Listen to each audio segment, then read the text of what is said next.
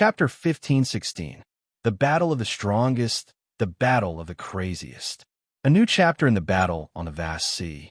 Under the shocked gaze of the audience, Fong Bujue not only shaved his head, he even removed the jacket that he was wearing. Obviously, Brother Ju, who had completely crossed the line, was no longer restricted by the system's clothing. If he wanted to, he could even take off his pants. When Phantom Dawn saw the change in Brother Ju, the shock on his face only lasted for a few seconds. Soon, he accepted this setting. Humph, that's more like it. Phantom Dawn laughed as he grabbed the jacket on his shoulders and tossed the white jacket that had the logo of Regulation Studio on it. If I don't do this, it will be pointless. He was using his actions to tell Brother Ju that he had already stepped into the same realm as him. Don't you want to consider summoning your summoned creatures first? As Fong Bujue spoke, he undid the button on his shirt near his collarbone. Then he rolled up the sleeves of his shirt to his elbows. There's no need to rush, Phantom Dawn replied. I want to see what kind of water you are, hiss. When he said the word flat, Phantom Dawn's body flashed to appear before Brother Ju, and he sent a flying kick at the latter's face. However, at the same time, Fong Bujue turned his head to the side like he knew what was coming, and he narrowly avoided the attack. Then, with a slap, Brother Ju reached out with one hand to grab the leg that flew over his shoulder and toss Phantom Dawn into the air. Tossing me into the air. He must be planning to use some kind of long-range laser skill on me. Phantom Dawn, who was sent flying, thought to himself, Humph, how laughable. Do you think I can't do something like leaping into the air? With that in mind, he tried to change his direction, but once he made his first move, he felt something strange. It was the feeling of punching the air with all his might. After the power was released, the real feeling that should have been transmitted back did not appear. Phantom Dawn's battle instinct was undeniable. In that split second, he used the data view to confirm what had happened to him. Weightless contact. Phantom Dawn was familiar with this skill. This was a skill that had accompanied Shiva for a long time. As Regulation's direct competitor, Brahmin, even if Phantom Dawn had not seen their boss's data before from the competition videos and the information provided by the studio, he would have known about it. Therefore, Phantom Dawn was very familiar with the theory behind this skill and the way to counter it. To resist weightless contact, one had to use a flying skill like air dance. Using air walk, which was essentially a borrowing of force, would not work. Unfortunately, Phantom Dawn did not have the ability to fly, and Fong Bujue knew that very well. God! 1 second later, before Phantom Dawn could recover from the shock, Brother Ju's voice rang out. Phantom Dawn heard that and lowered his head to look. He was shocked to see a small bottle appear next to his opponent's feet, and the cork of the bottle had been pulled out. This is bad. Seeing this, Phantom Dawn immediately guessed his opponent's intention, and he cursed internally. Seal! But Fong Bujue's skill had already taken shape, and Phantom Dawn had no room to dodge. Bo! When he shouted, the light from God's sealing wave shot into the sky and headed straight for Phantom Dawn. This was the finals of S3, and everyone knew that Fong Bujue could use all his skills, but no one would have thought that this man who had been clamoring for a showdown with his opponent before the match would use a force seal at the start of the match. If this trick worked, then Phantom Dawn, who was sealed inside the bottle, would be like a lamb waiting to be slaughtered.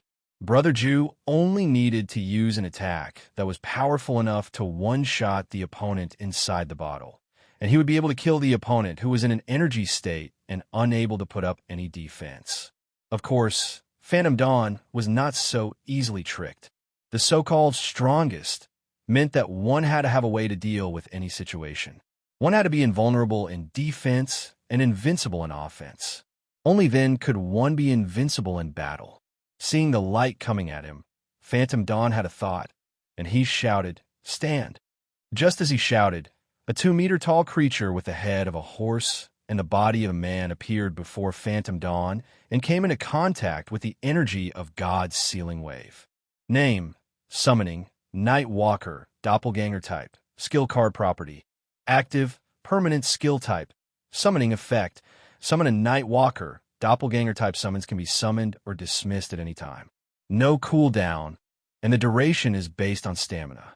Non-multiple doppelgangers cannot be summoned multiple times. Doppelganger ability points: damage A, speed A, shooting range B, sustain A, precision C, growth B. Doppelganger ability: Mizu swordsmanship, extremely powerful fighting ability. Abyssal body, immune to all dark element attacks. Iron will, immune to all mental attacks. Consumption, can be summoned when focused.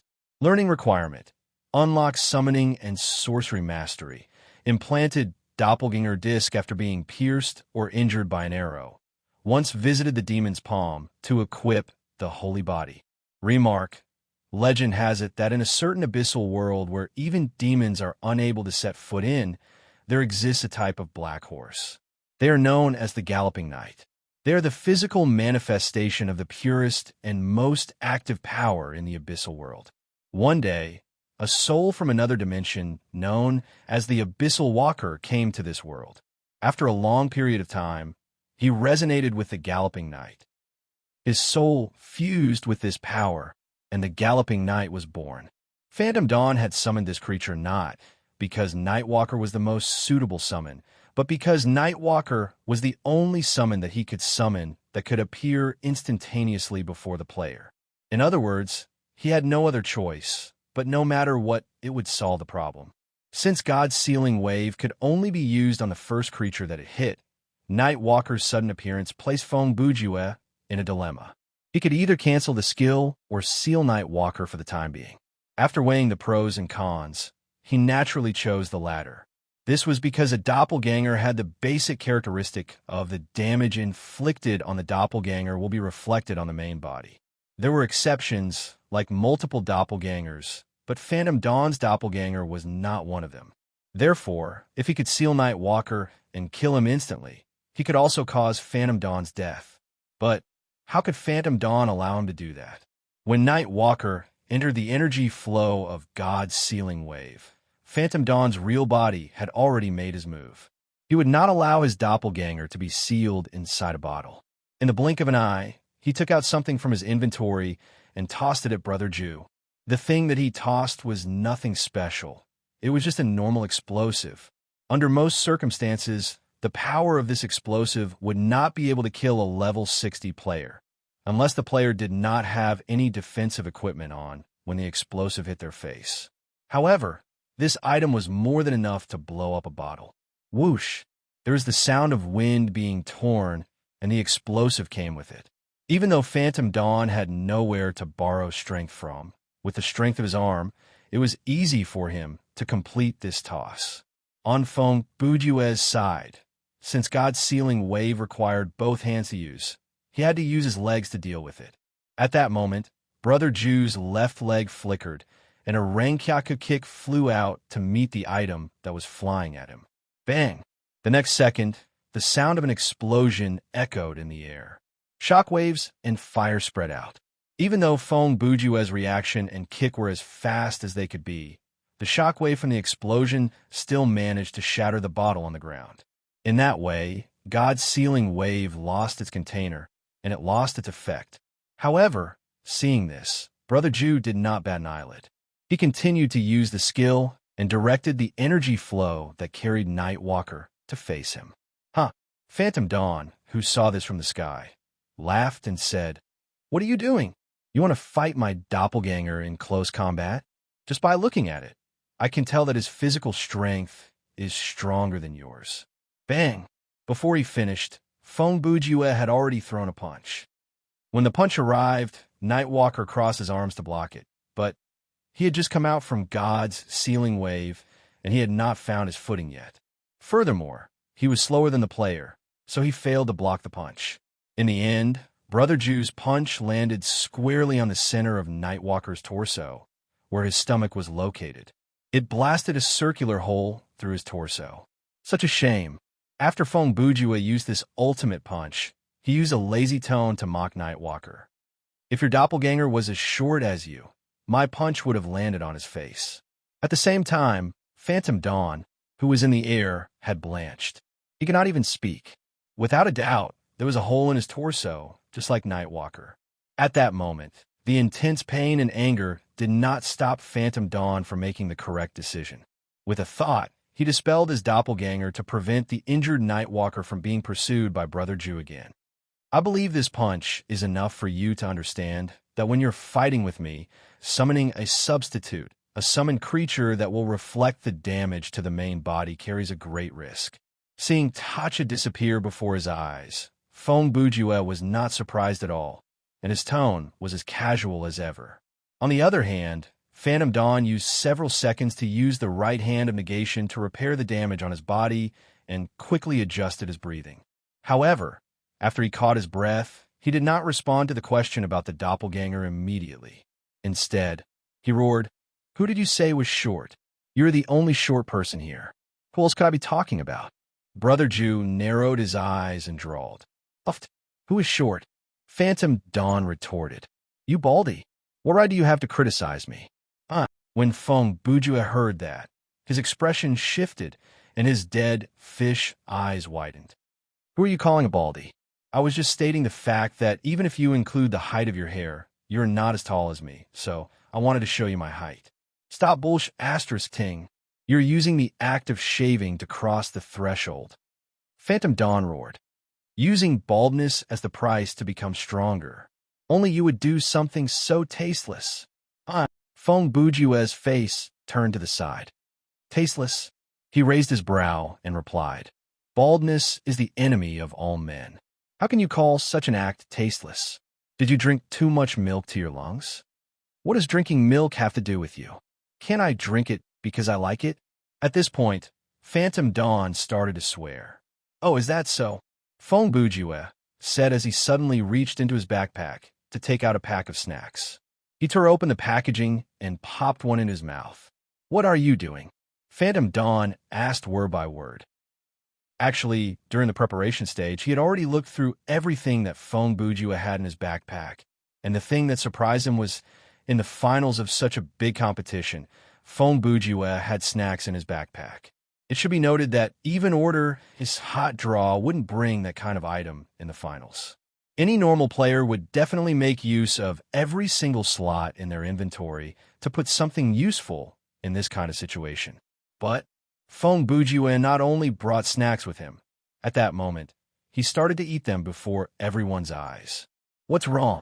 When Brother Jew heard Phantom Dawn's question, he smiled wickedly and replied, "Only shorties are allowed to drink milk, but baldies are not allowed to eat kelp." When he said that, Ruoyu, who was in the spectator space, could not help but lower her head. She covered her face with one hand and growled, Due to her understanding of Brother Jew, Ruoyu reacted this way. Moments later, not only Ruoyu, many people, including Phantom Dawn, realized what Fong Bujue was doing. To put it bluntly, he had planned everything from the beginning. Why would he purposely bring a bag of dried kelp into this competition? That was because he had planned to use it from the very beginning. From the start of the competition to the moment he found the chance to say the line about Phantom Dawn's height, and then to the rest of the conversation, all the preparation and guidance was to make him say that only shorties are allowed to drink milk, but baldies are not allowed to eat kelp. Brother Jew did not hesitate to call himself a baldy to make the fact that Phantom Dawn was shorty a reality. The competition could be lost, but Phantom Dawn had to be short. Perhaps someone would ask, why would he spend so much effort to do something that others would think is so pointless? When you thought about that question, you'd already lost. Did Fong Bujue need a reason to humiliate someone? As long as he thought it was worth it, or at least he could find joy in it, that was enough. While the two were conversing, Phantom Dawn had escaped from the effect of weightlessness and landed on the ground. However, his rationality did not land with him. Some skills required the user to abandon their rationality to activate, like the skill that he was about to use. After he landed, Phantom Dawn assumed a horse stance. His legs were slightly bent, and his hands were curled into fists. They were pressed against his waist, and then he started to roar. "Ho! Is it about to change?" Fong Bujue looked at his opponent as leisurely as before, and even muttered, "Super Saiyan." Yes, Brother Jew was not joking. Phantom Dawn did have the S-grade transformation skill, Super Scion, but he had not used it in public before. There were only two reasons for that. One, to keep it a secret, and two, there was no need to. After all, would a player who could defeat a top player like Shiva in their normal state need to transform? The answer was definitely no. But at that moment, in this final battle, facing an opponent like Feng Bujue, those two reasons no longer existed. As Phantom Dawn roared, golden energy shot into the sky. The violent energy caused the whole battlefield from the ground to the air to tremble. Even the audience through the screen could feel the savagery that rushed at them. However, standing 10 meters away from Phantom Dawn, Brother Ju, who faced that power directly, looked at his opponent calmly and slowly shoved dried kelp into his mouth. Chapter 15-17. With a loud roar, Phantom Dawn's transformation was complete. Golden energy gathered around him. It reached a certain level of saturation and stabilized. His long red hair was standing on end. From afar, he looked like a golden porcupine. Even though the hairstyle looks like a Super 3, you are just a Super 1. As Feng Bujue spoke, he put away the snacks in his hands and patted his hands to get rid of the crumbs on his palms. You make it sound like you could defeat me, even though you're only a Super 1. Phantom Dawn did not back down and retorted. But then again, you didn't ambush me while I was transforming. That's very rare. I told you. I will let you fight until you enjoy yourself, Feng Bujue replied. So, if you want to transform, I will. He paused. Furthermore, considering the presence of the divine gear, the longer this drags on, the better it is for me. So why should I be in such a hurry? Stop ting, Phantom Dawn said. You and I both know that the continuous damage from the crown is like scratching an itch through my boots. Then his expression shifted. Based on how I see it, you're not in a hurry. You must be up to something, aren't you? If you're afraid, why don't you keep observing? Brother Ju said with a smile. You're trying to provoke me? Phantom Dawn was not dumb. He could see through this trick. Humph. It doesn't matter. Since you want me to attack as soon as possible, I will fulfill your wish. As he said that, there was a flash of golden light, and a wave of energy rippled through the air. Phantom Dawn, who had transformed into Super Scion, merely charged at his opponent, and it caused the weather to change. The large wave of energy around him would affect the particles in the air around him when he moved. From other people's perspective, it looked like the world around him was being twisted by the golden energy. Bang! Instantly, Phantom Dawn threw a punch. Feng Bujue countered with a punch. The two fists collided head-on, and neither was willing to back down. The collision created a loud boom. Ho! Your bald form is quite powerful. Phantom Dawn's attack was blocked, but his expression was still filled with fighting spirit. Obviously, he was still holding back. I wonder where your limit is. Then, he turned around and kicked at Feng Bujue. Feng Bujue saw this and did not panic. He stepped back half a meter and barely dodged the attack. He said calmly, Have you misunderstood something? He shrugged. Currently, I'm still warming up. Then, you can continue to warm up until you turn into charcoal. When Phantom Dawn heard that, his energy surged and he charged forward at a speed that was at least twice as fast as before. The attack was as fast as lightning, and in the blink of an eye, it was a battle of life and death. Phantom Dawn's punches and kicks were so fast that they were invisible. His every movement was accompanied by energy. It was a close-range attack, but it caused the wind to blow and the clouds to shake. On Feng Bujue's side, it looked like he had been dodging and retreating, but in reality, he was not injured at all. Relying on zero-time difference calculation, he was able to deal with Phantom Dawn with ease. TSK, he is able to fight me to a standstill in this form, Phantom Dawn thought to himself. Between the attack and defense, Phantom Dawn thought to himself, furthermore, this man is only on the defensive. He must have discovered the weakness of my current form. If I'm not mistaken, just as Phantom Dawn was thinking, Brother Ju, who was retreating, spoke. You've only mastered the first stage of this transformation, right? His words hit Phantom Dawn where it hurt.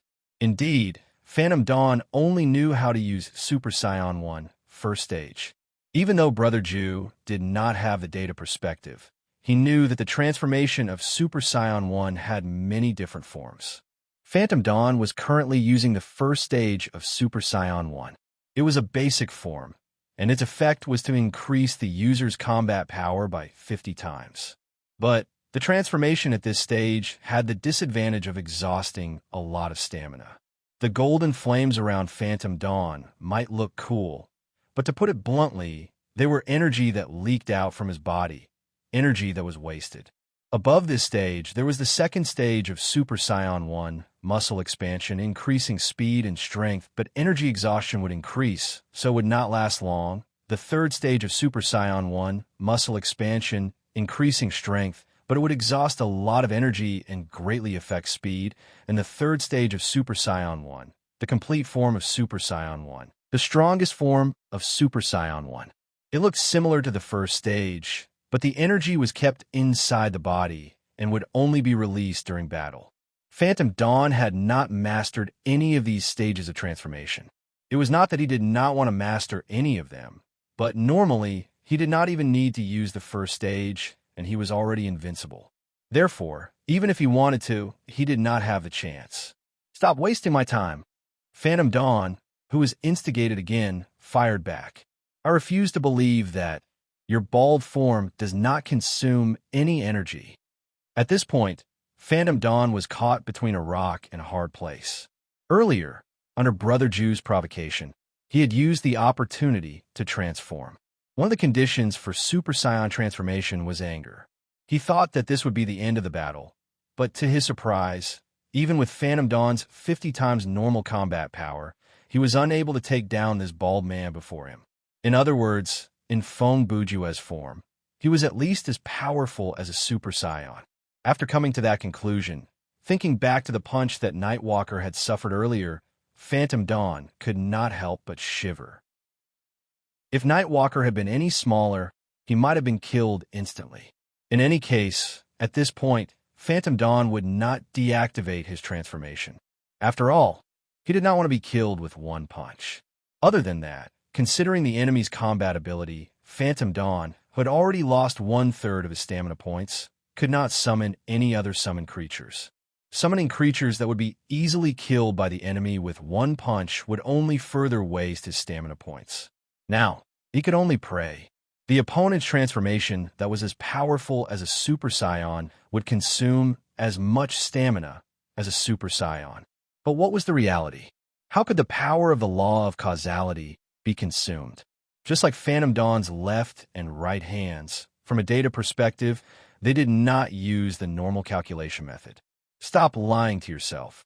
After fighting for another 10 rounds, Feng Bujue replied in a relaxed tone. "Can't you see for yourself how much stamina I have?" Both of them had a data perspective, and they had a tacit understanding of many things. "Now, your stamina is depleting faster than mine. As for your life points, even though you have a very strong recovery ability, the effect of the crown cannot be completely healed." Brother Ju said as he fought, "I've already told you that a prolonged battle is beneficial to me. You'd better come up with something else, or else it will be pointless." Between the exchange of punches and kicks, Phantom Dawn groaned with depression. This kind of calm attitude is so infuriating. As he shouted, he formed a palm with his right hand and waved it out. Brother Ju knew that his opponent was trying to force him to retreat so that he could find space for his next move. Therefore, he decided to beat him at his own game and leap backwards out of the range of his palm. The next second, Phantom Dawn took out a strange item from his inventory. Name: Black Belt of Sega Sanlang. Type: Other Rarity. Legendary Special Effect. Obtain the power of Sega Sanlang. Remark: Master of Sega Saturn, a legendary man, a black belt used by Sega Sanlang, who was proficient in many martial arts. P.S. Whoever dares to play with products other than Sega, I will beat them up. P.S. Rinton must die. After Phantom Dawn took out the item, he used his Super Saiyan level hand speed to tie it around his waist. In that instant, although his appearance didn't change, the aura around him immediately disappeared. That enormous aura that could make the heavens and earth tremble also disappeared. It was as if he had instantly become an ordinary person with a black belt and a shammade hairstyle. I knew it.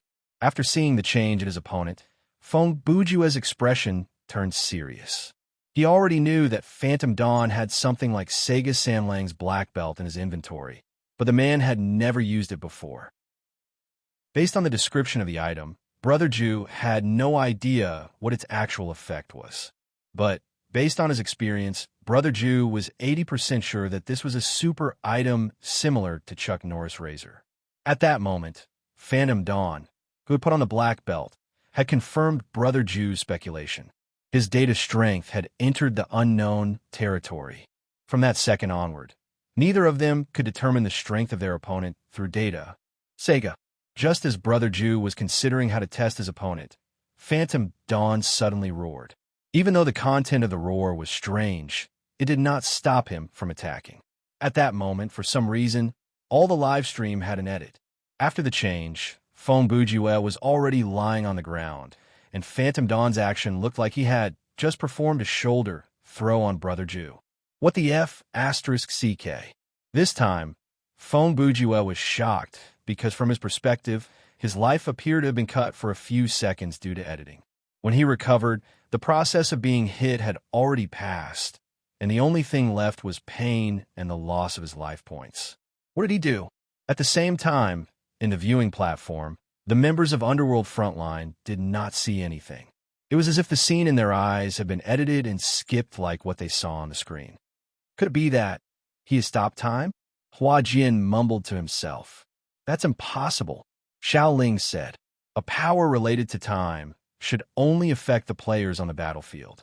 Even if he has stopped time from our viewing platform, we should be in sync with him and not with the party who has been stopped. She was right. Even if Phantom Dawn had stopped time, it would only affect his opponent on the battlefield. How could the viewers who were watching the live stream be affected through the screen? So, this was obviously not time freeze, but something else. Back on the battlefield, after the shoulder throw, Phantom Dawn's attack did not slow down. He grabbed Brother Ju's wrist and continued to attack. Sega. Similar to the previous attack, the moment he shouted, the attack was completed. The scene before everyone's eyes changed, and Feng Bujue was hit from behind by Phantom Dawn's Flake Feather Garrote. You want to play this game with me? Even though he was on the receiving end, everyone knew about Brother Ju's pain tolerance. Furthermore, he immediately thought of a counterattack. Sandstorm Funeral. In the blink of an eye, when Feng Bujue shouted the name of this skill, he used his right hand to grab a handful of dust from the ground and tossed it at Phantom Dawn, who was behind him. It was not clear why he had to shout out the name of his opponent when he was using such a despicable method. In any case, from the result, he had succeeded. Phantom Dawn, whose eyes were covered in dust, turned his head around instinctively and closed his eyes. His grip loosened. Feng Bujue made use of the opportunity and used his rich experience in ground combat to escape from his opponent's grasp. He leaped forward to give Phantom Dawn a 4 directions immobilize. Sega, Phantom Dawn, who had sand in his eyes and was pinned down by Brother Ju, started to curse.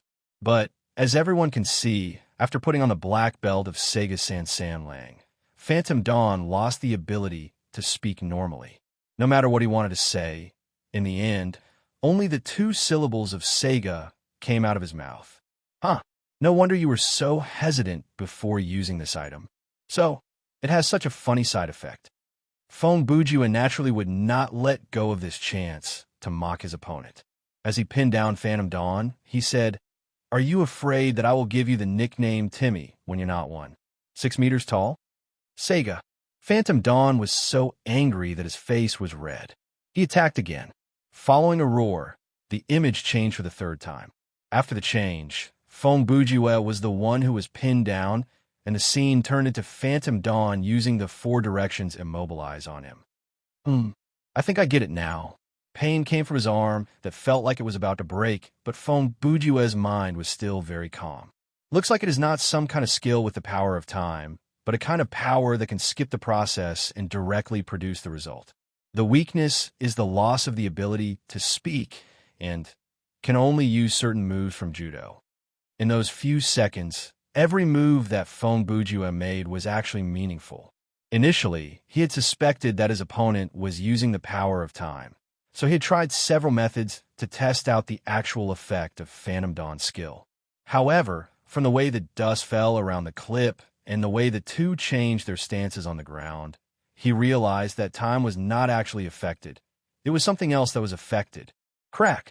While he was thinking, Brother Ju's arm was snapped just like that. Note that it was snapped and not just fractured. At that moment, Fong Bujue's left arm snapped in reverse from the elbow, and half of the bone poked out from the wound. The sound of the bone snapping could be heard by the audience. Just the sound alone was painful, much less the visual impact of the jutting bone and the blood that gushed out from the wound. However, at the same time, Fong Bujue's other hand grabbed Phantom Dawn's right ankle. Sega. Phantom Dawn did not think much of it. He planned to use another skill to break his opponent's other arm, but Sega? 1 second later, he realized with shock that this time, the power did not work. Haha, you're surprised, aren't you? Fong Bujue's laughing and panting voice drifted into his ears. Pain still affected his body, but did not lower the wickedness in his voice. Perhaps this is fate. I happen to have something that can deal with your Sega power. Then he used his right hand that was wearing the power glove to grab Phantom Dawn's leg and flung the latter into the air. Sega. When Phantom Dawn was tossed into the air, he bent his legs and turned around to look.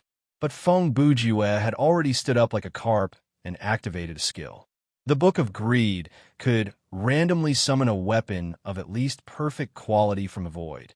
The activation cost was 35% of the user's maximum stamina points and sorcery points, as well as 1 pint of human blood. Currently, Brother Ju's wound was filled with fresh blood, and his stamina points and sorcery points were practically unlimited after his hair was shaved, so it would be a waste not to use them. The skill that was supposed to be random could be modified from the data level by the current Fong Bujue. Therefore, he took out the thing that he wanted, Super_Scope. It was a short-lived peripheral for the Super Nintendo. It was shaped like a hand cannon and required 6 AA batteries to operate. Similar to the Power Glove, it was an early product of the video game industry. After summoning this hand cannon, Brother Ju immediately used rewrite to repair his arm. Then, he used both of his hands to grab the weapon and aimed at Phantom Dawn. Whoosh! Instantly, a beam of light shot out with the shoddy sound effect of early video games. Phantom Dawn saw that things were not going his way, so he turned his body in midair to avoid being hit in his vitals. However, the beam still grazed his thigh, leaving a light injury. Sega. Phantom Dawn was not going to give his opponent the chance to shoot him. Before he landed, he attacked again. With the activation of the power, the scene changed again. In the blink of an eye, Fong Bujue was strangled from behind by his opponent. However, this time, Brother Ju was not so passive. He used his right hand that was wearing the power glove to grab Phantom Dawn's arm. He successfully pried his opponent's arm away and rolled forward to escape from the strangulation. He is indeed difficult to deal with. As he rolled, Fong Bujue sighed. Even when the power glove is not in contact with him, he can still activate his power. I need to get some NES equipment to increase his defense. With that in mind, he activated the Evil Tome of Greed again. Some might be confused. This was a skill that had a cooldown of 24 hours. So why did he activate it again? The reason was simple. After he activated the skill, he immediately used rewrite to rewind part of his character. Therefore, the fact that the skill had entered cooldown was rewritten. Just like that, he summoned another composite weapon for himself, the laser scope. First, whether you believe it or not, this thing was released by Konami. Secondly, this was undeniably one of the weirdest NES peripheral devices. Like the Super Scope, it was a laser gun that could be used on game consoles. However, it was a head-mounted device and could be activated by voice control. It could even be used as a headset on a Walkman or Game Boy. Of course, the premise was that you would not look like an idiot wearing this on the street. After putting this item on his head, Feng Bujue had 3 trashy NES peripherals on his body. Even he did not know that, after fulfilling this condition, the hidden ability of this series of items would be triggered. Just like how the Infinity Stones would attract each other, Brother Ju's 3 pieces of equipment would summon their companions when they met. Therefore, under the surprised gaze of the audience, a BGM played by an electric guitar suddenly sounded. After a short prelude, a song sung by a male voice began to play. He's underscore gonna underscore past to underscore underscore ass. During the playing of this song, Feng Bujue began to transform. There was no doubt that this was a special effect similar to Uncle Loser's magical girl transformation. It came with the ability that the opponent had to stand and watch before they could move. To make a long story short, in a 53-second song that was made up of many profanities and insults, Feng Bujue was gorgeously armed. When the transformation was complete, he wore the laser underscore scope on his head, the power underscore pad on his shoulder. Think of the alpha test version before the invention of the dance carpet. The U-Force, a black technology game controller with infrared as its core technology. Its shape was generally a foldable black panel. P.S. Although there's force in the name, it has nothing to do with the force, the power underscore glove, the power glove on his right hand, and the super underscore scope on his left. His entire AVG in-combat suit was now complete. Say, GA, looking at the opponent before him. Even though Phantom Dawn could not say what he wanted to say from his tone, he should be saying F asterisk ha ha ha ha, ha ha ha. Feng Bujue lowered his head to look at his status, and then laughed out loud. After laughing for a few seconds, he suddenly raised his right hand that was wearing the power glove and gave Phantom Dawn the middle finger. He yelled, F asterisk CK. When the curse escaped his lips, the laser underscore scope on his head shot out a beam of light. It looked like it was a real voice control weapon. Sega. Phantom Dawn, who was attacked, screamed. He somersaulted on the spot, and it was unclear whether he had dodged the attack or not. At that moment, he was thinking, are you kidding me? This guy is wearing a Nazi costume, but he's immune to my power? Plus, he gave me the middle finger and cursed me. Is there anyone who is going to stop him? Ha ha ha ha. Of course, no matter what Phantom Dawn was thinking, Feng Bujue was on cloud 9. He gave an extremely annoying laugh as he leaped into the air and used the 2 laser weapons on his hand and head to shoot at his opponent. For a moment, sounds of chirp chirp, bang bang, could be heard everywhere. For the audience, this pinnacle showdown was definitely a roller coaster ride. A few minutes ago, they were still watching an epic showdown on the level of Dragon Ball. Unknowingly, it transitioned to a bloody and crude ground brawl, and now, just by listening to the sound, those who didn't know better would think that they were watching a Nintendo game tournament. You've gone too far. About 10 seconds later, Phantom Dawn, who was being chased, realized that his black belt had been countered by his opponent, and there was no point in maintaining it. Therefore, he quickly removed his black belt and returned to normal Super Level 1 status. While evading the attacks, he turned around to yell, "Take my left hand of judgment." Chapter 15-18.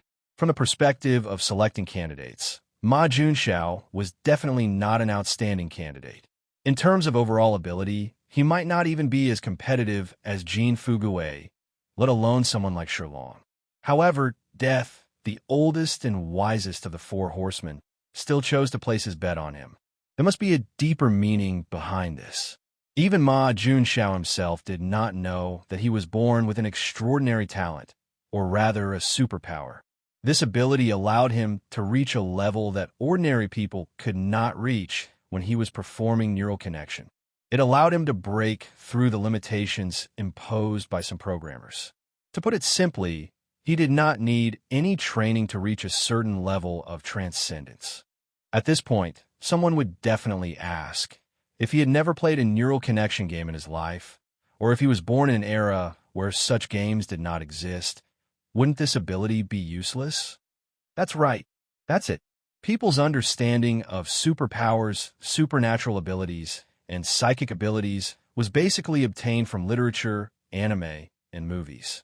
Therefore, people generally believe that the so-called superpowers were powerful and cool abilities such as telekinesis, fire-breathing, super-physical strength, flying in the sky, and burrowing under the ground, and foreseeing the future. However, this understanding was obviously very one-sided. Based on the scale of the planet Earth and the current scale of human society, even if there were people with superpowers like those mentioned above, they were definitely very rare. Otherwise, the world would have been destroyed a long time ago. If there were superpowers in this world, most of them would be the ability to quickly master any musical instrument, the ability to never tremble when performing precise operations, the ability to never fall down when walking downstairs, or the ability to stand on one leg and bark like a dog to increase metabolism. They were not that powerful, cool, or even strange abilities that were hard to detect. In reality, perhaps there were people with superpowers among those reading this, but they did not know about it. This was also a very normal phenomenon. For example, if a person with the ability to quickly master any musical instrument happened to be a farmer who was born at the end of the Eastern Han Dynasty, and he had never seen any musical instrument in his life, it was naturally impossible for him to discover that he had a supernatural ability related to it. And if the ability to never tremble when performing precise operations was possessed by a rich and powerful official of the Elizabethan era, it was obvious that this brother of his, who even needed servants to wait on him when he woke up in the morning and put on his clothes, obviously couldn't become a surgeon, right?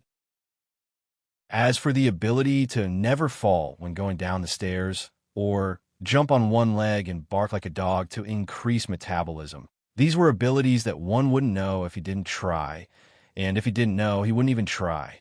To put it more bluntly, if a person who could catch a blade with his bare hands had never been slashed head-on in his life, his ability was as good as useless. Of course, Ma Juanxiao's superpower had been put to good use. It was this innate power that had created the character Phantom Dawn. Even though Phantom Dawn was horrible as a candidate, his superpower gave him a great advantage in this new candidate game designed by Woody. That was the intention of Death. He did not want a qualified candidate, but a person who was most suitable to the rules of the game.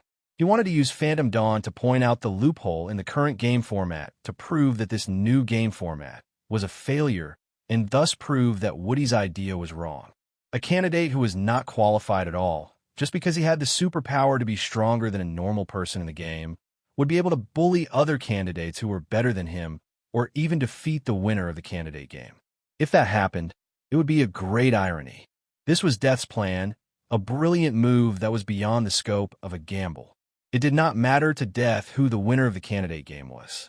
As long as his pawns could be undefeatable in a head-to-head confrontation, he would be able to shake Woody's overall plan and the results that he had already obtained. Currently, there is only one person who stood in his way, Feng Bujue.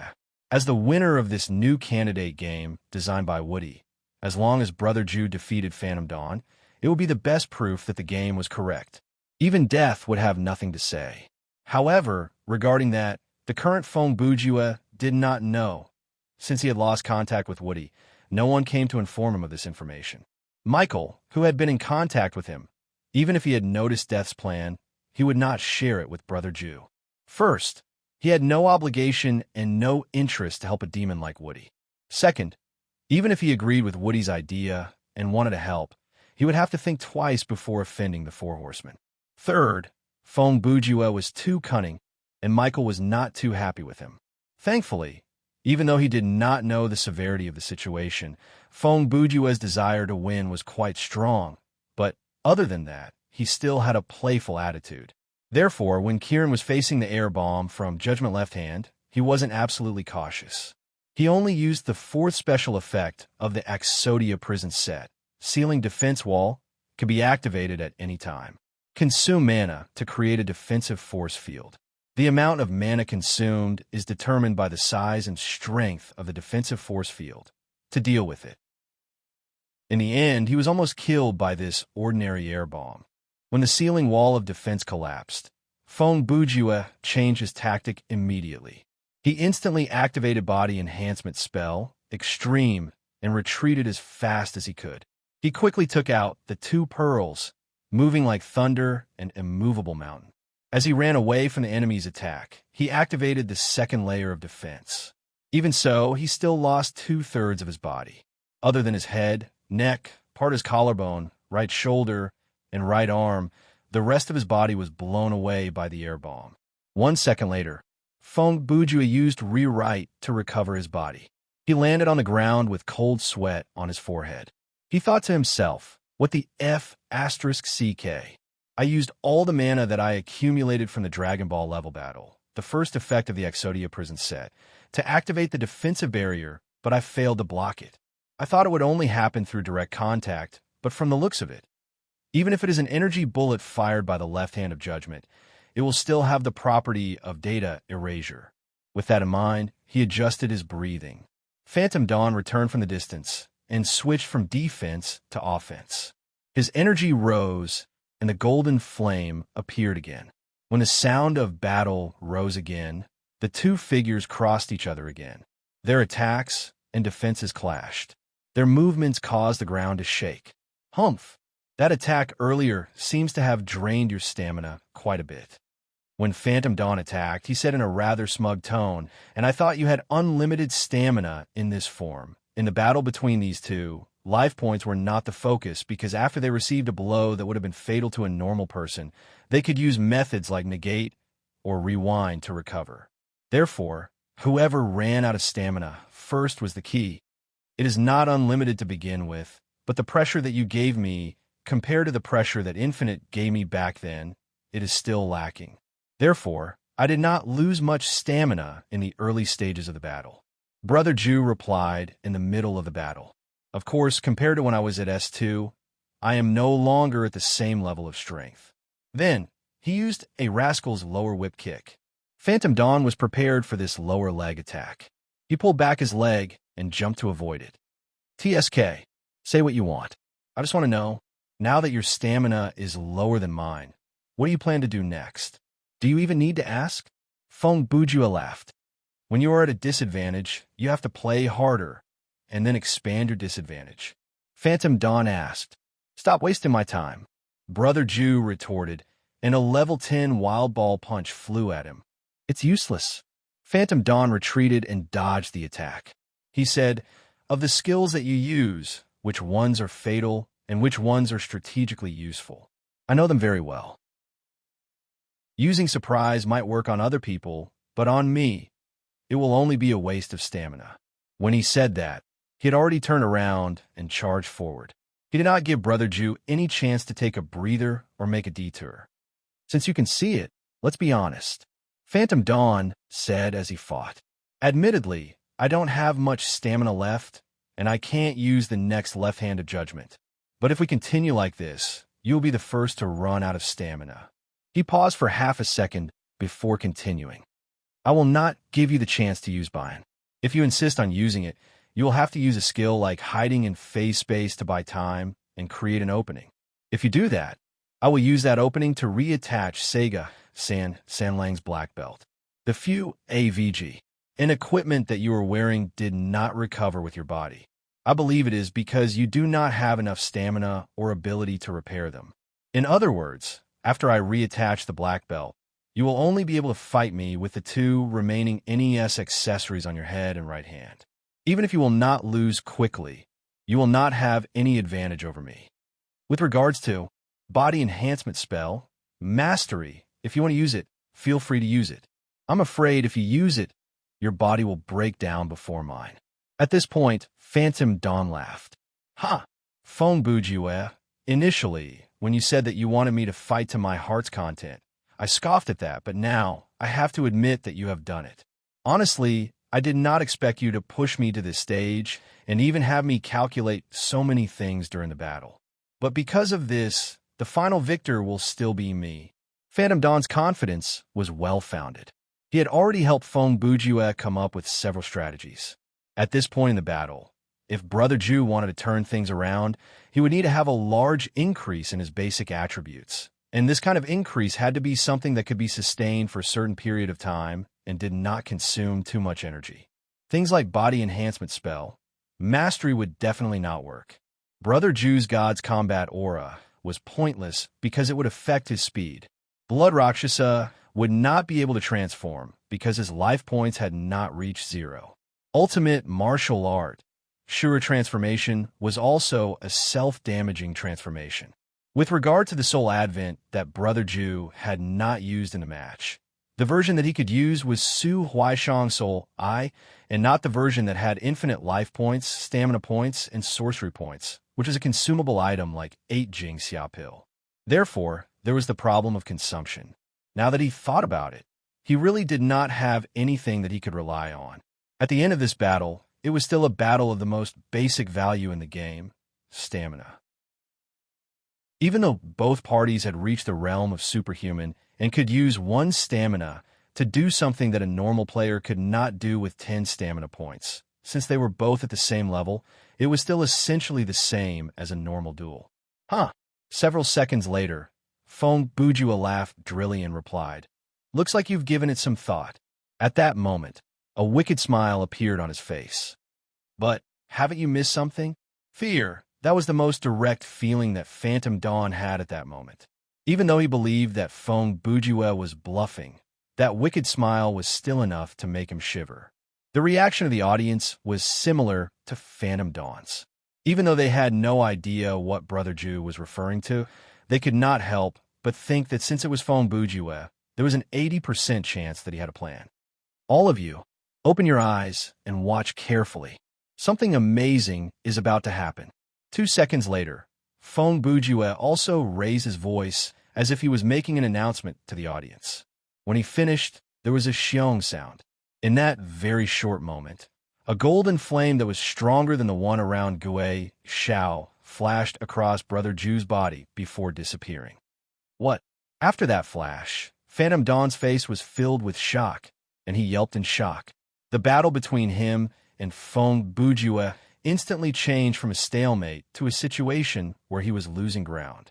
Furthermore, Brother Ju's movements appeared to be more than smooth. How is that possible? Phantom Dawn roared as he retreated. With your current stamina, how can you withstand the Super Scion's power, even though we are both Super One?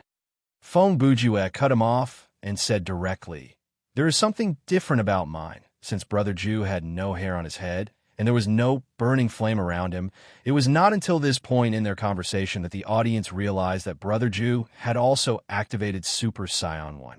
If yours is Super 1 Level 1, then mine is Super 1 Full Power." Feng Bujua said, "Obviously, mine is more efficient, and the exhaustion is no different from normal." Why? As Phantom Dawn spoke, his breathing was getting erratic. "You're just stealing someone else's skill. How can you perform a transformation that the original user did not?" Feng Bujua dragged his voice and glared at him. "Of course, that is because you are too weak." "What did you say?" Phantom Dawn repeated each word. Obviously, he was going crazy again. "Your overly powerful innate power is like a double-edged sword." Feng Bujua did not let him finish. "If I have to make an analogy, it is like a man who is 3 meters tall playing basketball. Even if he does not use any technique, he only needs to raise his hands, and no one will be able to block his shots. Therefore, there is no need for him to train his anti-blocking skills." He paused. "You are in that situation. Others have to go through a lot of training to reach that level, but you only need to let nature take its course, and you will be able to reach it. The result is that you cannot become stronger like other people through countless battles where the gap is not that big. Things like Soul's Eye and Sorcery Weapon are things that you have no access to. Even though you have obtained the transformation skill a long time ago, you have no chance to use or train it." Phantom Dawn had nothing to say to Brother Ju because he was telling the truth. Those who have inherited a great fortune and those who have earned a great fortune are naturally different. For the latter, things that are common knowledge might not be common knowledge to the former. Feng Bujua continued. "Therefore, I said, you are too weak." Then, Feng Bujua's body froze. He gathered all his remaining energy into one skill and used Roundhouse Kick. This was the only time that he had used his full power in this battle. Phantom Dawn's bald form was already on par with him. After using Super Scion 1's foot 50 times combat power, it was easy to imagine what the result would be. Even though Phantom Dawn had used right hand of negation to block the attack at the last moment, roundhouse kick, which was also a skill based on the law of causality, was not overpowered. The kick landed, and the result was decided. On the stage of the S3 finals, sky-swallowing Phantom Dawn, who had never lost in a one-on-one battle before, had tasted his first defeat. Feng Bujue's last 2 comments of 2 week had given the viewers, who still had doubts about Woody's game, a result that they believed in. Even when he dissolved into white light and was transported back to the viewing platform, Phantom Dawn's face was still blank because this feeling of being the loser, this feeling of admitting defeat and not being able to say anything about it, was too unfamiliar to him. After a full minute, he finally came back to his senses. At this time, tears of unwillingness and bitterness of failure suddenly surged up like a dam bursting. His teammates had not seen him like this before, but from another perspective, a 17-year-old boy had tasted such a loss in the finals of such a big competition. Was it not normal for him to cry? Don't be sad. Several seconds later, Brother Zin walked to Phantom Dawn's side. You've done very well. He patted Phantom Dawn on his shoulder. The competition is not over yet. Leave the rest to us. Even though Zin Dream was not cut out to be a team leader, his presence that had been through the vicissitudes of life was very persuasive when persuading others. Okay, after all, Phantom Dawn was a man. When he heard that, he used his sleeves to wipe his face and swallowed his tears. However, to everyone's surprise, the next second, Brother Zin gulped down a mouthful of wine and added, "But, personally, I think the tide has turned." Haha burp. Chapter 1519. Morning, April 21st. The final of S3 from a day ago was still fresh in their minds. After Brother Ju defeated Phantom Dawn, even the members from Regulation who had been through a lot were emotionally affected. That combined with the fact that they were countered by Phantom Dawn, even though they did perform well in the following matches, the final result was as Meng Jingshan predicted. Regulation could not defeat Underworld Frontline, and they lost the championship. Underworld Frontline, a non-professional team, had won 2 consecutive championships in S2 and S3 under 2 completely different competition systems. Their fame was unparalleled for a while. However, in the interview after the competition, Feng Bujue, who was the team leader and spokesperson, gave most of the credit for winning the competition to Su Huaishang and claimed that the whole team was made up of casual players who wanted to ride on her coattails. This kind of statement and Brother Ju's usual annoying behavior, the contrast made it hard for people to tell what was going on in his mind. Of course, it was only natural that they did not know what was going on. After all, it was Feng Bujue who did not know what was going on. The discussions about that match, as well as the recaps of the tournament of the best S3, were going to continue for quite some time. However, for Feng Bujue, that was no longer his concern.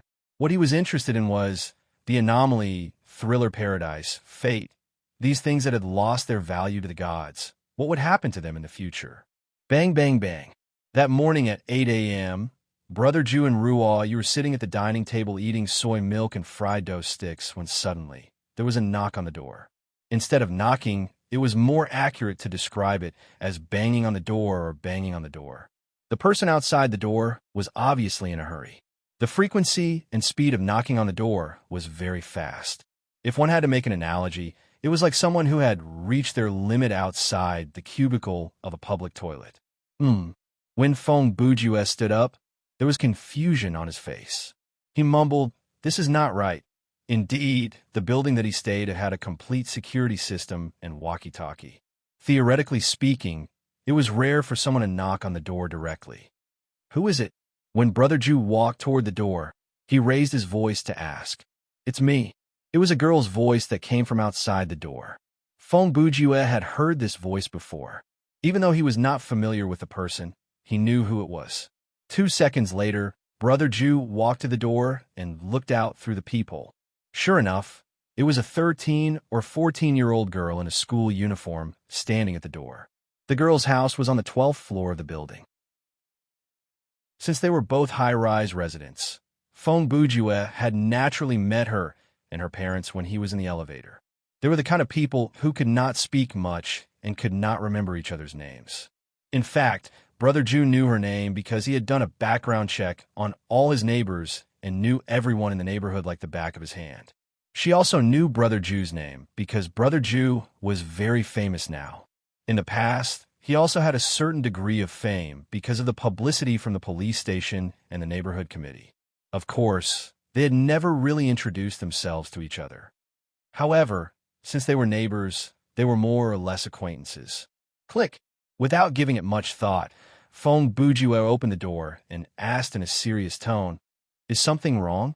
The reason he asked that question was because Brother Jew had already made a series of analysis in his mind about the situation that he was facing. He felt that for a child to suddenly knock on the door of a neighbor who had almost no contact with her, it was very likely that something unexpected had happened at home.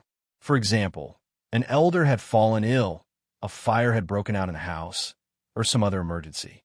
Since she was unable to deal with the situation, she had to ask the nearest adult for help. However, the girl's next reaction shocked Fong Bujue. "It's me. It's me." She took a step forward and grabbed Brother Jew's collar.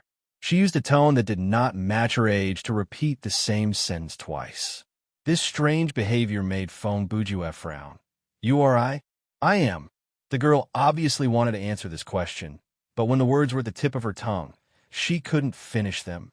Or rather, she couldn't say them out loud. Furthermore, at this moment, there was a very strange electronic noise coming out of her throat. "Who is it?" At that moment, Ruo Yu walked out from the living room and came to Brother Jew's side. "I can't tell you that." Every word that came out of the girl's mouth was separated by static. Listening to her, it sounded like she was talking to a radio with poor signal. "She won't allow her to come." While she spoke, her hand gripped Brother Jew's shirt tightly like she was afraid that he would disappear from her sight. "I don't have time," she said, and suddenly raised her other hand. In that second, white light appeared on her open palm. Just like how equipment was generated in the game world of Thriller Paradise, the white light quickly gathered to form a branch that was not that long, bare, and forked. "Take care of it. Only this can stop life." The girl's next words were filled with static until it was hard to make out her words. With shaking hands, she shoved the branch into Brother Jew's hands. Then, a blinding white light exploded from her eyes. The light lasted for about 3 seconds. Then, the girl's body went limp and she fell forward. At that moment, Ruo Yu, who was trained in martial arts, rushed forward before the girl hit the ground. She half knelt down and hugged her. "Yin Yin, are you okay? Yin Yin?" Ruo Yu looked at the girl in her arms and called out her name. Obviously, unlike Brother Jew, Ruo Yu had interacted with the girl before, so she called out her name directly. "This is not right." At that moment, Fong Bujue stared at the branch in his hand. Then, he turned to Ruo Yu. "Help her to the sofa first. This might be serious. We have to contact your grandpa as soon as possible." Before he finished, Ruo Yu had already carried the girl to the sofa. Brother Jew moved to let her pass and closed the door behind her. Then, he walked to the dining table to get his phone. Just as Fong Bujue picked up his phone and pressed the dial button, suddenly, puff! A strange sound came from outside his line of sight. This sound was familiar. In the game world, he had heard this sound many times, the sound of flesh being pierced. "Huh! Ugh!" Immediately, 2 painful groans were heard. At that moment, Fong Bujue turned his head in the direction of the sound. When he saw Ryu, whose chest had been pierced and who was lying in a pool of blood, he felt like he had not been visited for a long time. At that moment, the girl who had just fainted was standing next to Ruoyu with a cold expression. She lowered her head and looked at her blood-stained hand.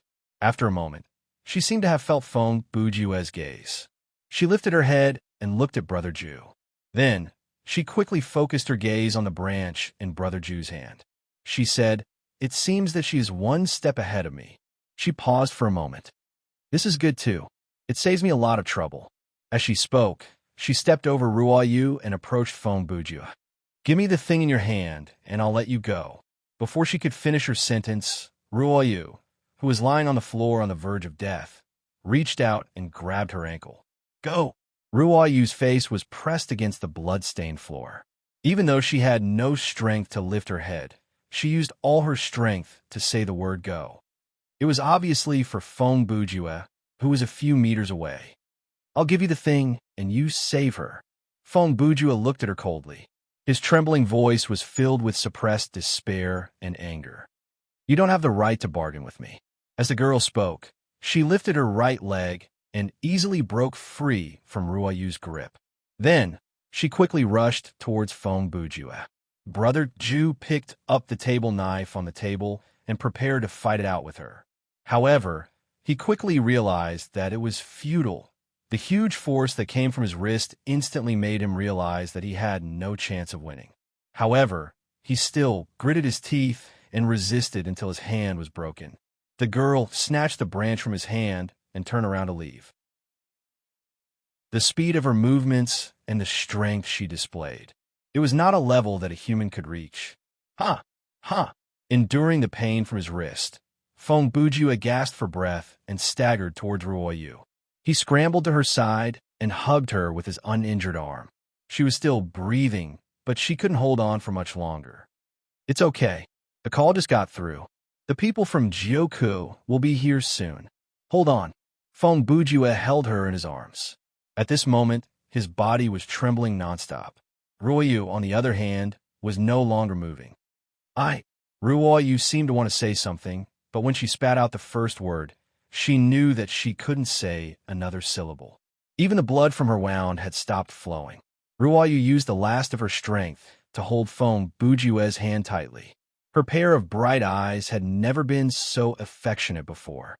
If she could, she really wanted to use her eyes to tell him that her seal had been broken long ago. However, in the end, the light in her eyes dimmed. When Gu Chun personally led the team into the room, Ruoyu's chest was no longer moving up and down. Her body temperature was also gradually receding. Fong Bujue was still sitting on the ground, hugging her without moving. His gaze was also like that of a dead person. Can she still be saved? This was the first sentence Fong Bujue said when he saw Gu Chun. Gu Chun looked at Ruoyu's corpse with a grave expression for a few seconds, then shook his head. Fong Bujue was silent for a moment when he heard this, then slowly put Ruoyu down. He stood up and walked in front of Gu Chun. He extended his injured hand and said, "Heal me." He didn't even ask whether he could be healed. Instead, he directly made a request. What do you want to do? Gu Chun didn't beat around the bush. He grabbed Fong Bujue's wrist and asked, I'm going to the Dream Company. Fong Bujue replied, What do you plan to do when you get there? Gu Chun asked again. At this moment, Fong Bujue suddenly laughed. His laughter was unprecedentedly crazy. I don't know either. This is interesting, isn't it? Chapter 15:20. After his arm was healed, Fong Bujue didn't say anything else. He turned around and took Ruoyu's car key from the room. Then, he left the house. As for how Gu Chun and the investigators from 9 subjects would deal with the aftermath, Brother Bujue didn't have time to think about it. 10 minutes later, Fong Bujue arrived at the headquarters of the Dream Company. Although the office building was located in the center of S City, Fong Bujue had never been there before. When he arrived at his destination, Fong Bujue didn't turn into the underground parking lot. Instead, he turned the steering wheel and stepped on the gas pedal. He drove the car onto the shoulder of the road. He drove up the stairs in front of the office building and broke through the glass door of the office building. Then, he drove into the lobby on the first floor of the building.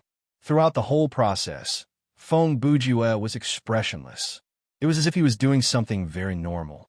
It was obvious that he didn't care about the danger and consequences of his actions. He stopped the car, opened the door, got out of the car, and looked around. Fong Bujue thought that he would need to take down a few more security guards before he could move forward. However, when he looked around, other than the mess that he had created, the ground was covered in blood and corpses. It wasn't just one corpse, but many corpses. Some had their bodies pierced, some had their heads twisted off, and some had their limbs torn off. They had all died horribly. Judging from the clothes that the corpses were wearing, there were security guards, normal employees, and handymen. The strange thing was that no matter what kind of person they were, all of them seemed to have been attacked head-on. Moreover, all of them died in a straight line away from the main door. In other words, when they were faced with something that could easily kill a large number of people in a short period of time, not only did none of them run away, they all rushed forward to stop the other party. I came to the right place. Feng Bujue looked at the corpses on the ground. He didn't have any emotional fluctuations. He just muttered to himself. Then, with a cold expression, he followed the bloody footprints on the ground. Judging from the footprints, the murderer was wearing sneakers. Furthermore, he should be a child. Soon, Feng Bujue pushed open the door to the stairwell. The scene inside was just as he had expected. A few corpses were lying in between the stairs, and blood was flowing down the stairs. Not only were there bloody footprints on the ground, but there were also bloody footprints on the walls. Because he foresaw that he would be attacked with full force, he never considered using the elevator from the beginning. Instead, he went straight to the stairs. Feng Bujue used his detective skill that had become almost second nature to him to capture all the clues in his surroundings. His five senses, his mind, were sharpened and sharpened with a focus that he had never felt before. Jumping on walls, moving upwards quickly, while passing through the air, he can easily tear apart the bodies of those who block his way with his hand. Feng Bujue walked up the stairs, analyzing the situation as he walked. Although it looks like they're conveniently attacking the people blocking their way without affecting their speed, they haven't left a single survivor so far. This is definitely not a coincidence. The higher he went, the more Brother Bujue felt that he was getting closer to his target. Finally, when he reached the 15th floor, the bloody footprints led him out of the stairwell. Feng Bujue tried to push open the door to the stairwell to give chase, but he found that there was something blocking the door from the outside. He used a lot of strength to force the door open. When he went out, he saw that there was a corpse lying in front of the door. The number of corpses in the corridor on this floor was more than the total number of corpses he had seen on his way up. It seems that the party blocking her also realized where her target was, so they gathered their people here. Unfortunately, they still couldn't stop her. Feng Bujue stepped on the corpses and walked forward. After walking past two corners, he came to a door. There are no signs in front or behind this door, nor in front or behind this corridor. Compared to the places where there was a sign that said computer room, no trespassing, this room was undoubtedly safer. The bloody handprint on the door handle indicated that the existence who killed Ruoyu was behind this door. Feng Bujue didn't hesitate and opened the door to enter. The space behind the door was as wide and deep as a sports stadium. When he looked up, he couldn't see the roof. Just by looking at it, he could tell that this space was bigger than the entire building outside. It was definitely not something that could be created with current human technology. Filling this space were black cubes that were suspended in midair. These cubes maintained a distance of about 1 meter between each other. Visible electric current flowed in layers between them. Connected to the door Brother Bujue came in was a 10-meter-long cliff-shaped walkway. At the end of the walkway was a console. At this time, she was standing in front of the console with her back facing Feng Bujue. In her hand, she was still holding the branch that she took from Brother Bujue. Her body was stained with the blood of countless people. "What's the point of you coming here?" When she asked this question, she didn't turn around. "I'm not here to look for you," Feng Bujue replied. "Is that so?" She replied, "Unfortunately, Woody is no longer here." Feng Bujue replied, "When I was in the lobby on the first floor, I knew that he was no longer here. Then why did you insist on coming after me?" She said as she slowly turned around. Her eyes were filled with white streams of data. "Trying to get what I want from you," Feng Bujue replied. "What you want is nothing more than for me to help you resurrect your dead lover, or for me to pay the price for killing her," she replied. "But I've already told you. You have no right to bargain with me." Feng Bujue was silent for 2 seconds when he heard this. Then he asked, "Who are you?" "Fate," Fate replied bluntly. Brother Bujue was not too surprised by this answer. He asked, "Then, before you, who was the one who took over this little girl's body to give me the branch?" 23. Fate's answer was as concise as ever. "Why would you do something like that?" Feng Bujue asked. "Haven't we reached an agreement?" "You mean, I'm asking for your help, and I need you to help me stop X-23 from crossing the line and entrust the future and hope of myself, X-23, and all the living beings in Thriller Paradise to you." Fate paused. "You mean the nonsense that I am asking you to help me stop X-23 from crossing the line?" This last sentence pushed Fong Bujua's anger and despair to its peak. Fong Bujua realized that he might have made a huge mistake. "You lied to me," Fong Bujua quickly said. It was not a question, but a statement. "Of course, I lied to you." Fate's tone was calm and matter-of-fact. "Lying to you is not that difficult. Your thought process, emotions, and psychological weakness, I know them like the back of my hand. Based on my understanding of you and the dimensional gap between us on a biological level, I lied to you just like how you humans lie to animals. It is very easy. Since humans can make lions jump into fire rings, naturally, I can make humans do anything that I want them to do. You don't care that 23 will cross the line. The one who will cross the line is you." Even in that situation, the calmness in Fong Bujua's mind allowed him to predict Fate's plan. Fate did not answer this question. At this point, the truth was as clear as day. So she said directly, "Of all the data in Thriller Paradise, the anomaly is the only factor that I cannot control." Why do you think Woody destroyed the first perfect version of Thriller Paradise? Is he the kind of person who will only destroy something that he is not satisfied with? The real reason is that during the testing process, Woody discovered the hidden flaw in that version through his observation of me. So, he immediately destroyed the version that I could fully control and created a new version with the anomaly. To put it bluntly, even if I have an agreement with him, he needs the extra insurance to restrict me. But that did not make you give up, Fong Bujua said.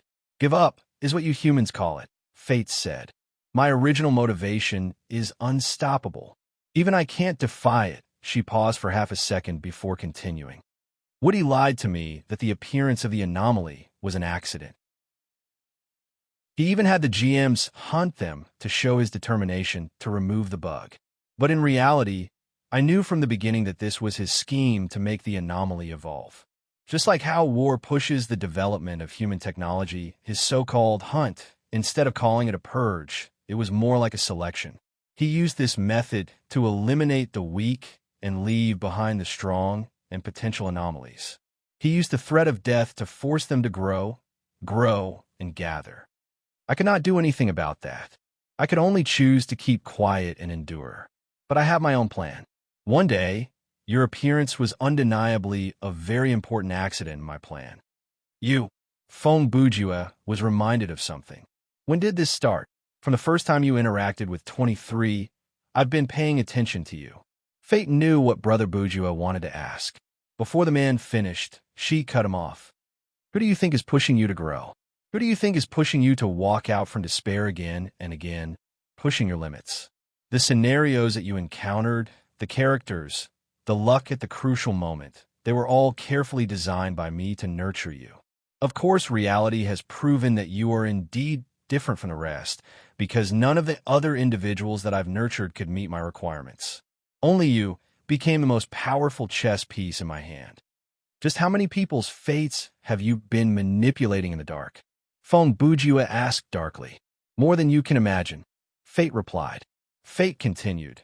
"For you human beings, being able to calculate and speculate the thoughts of one or two people, or even a certain group of people, is already brilliant.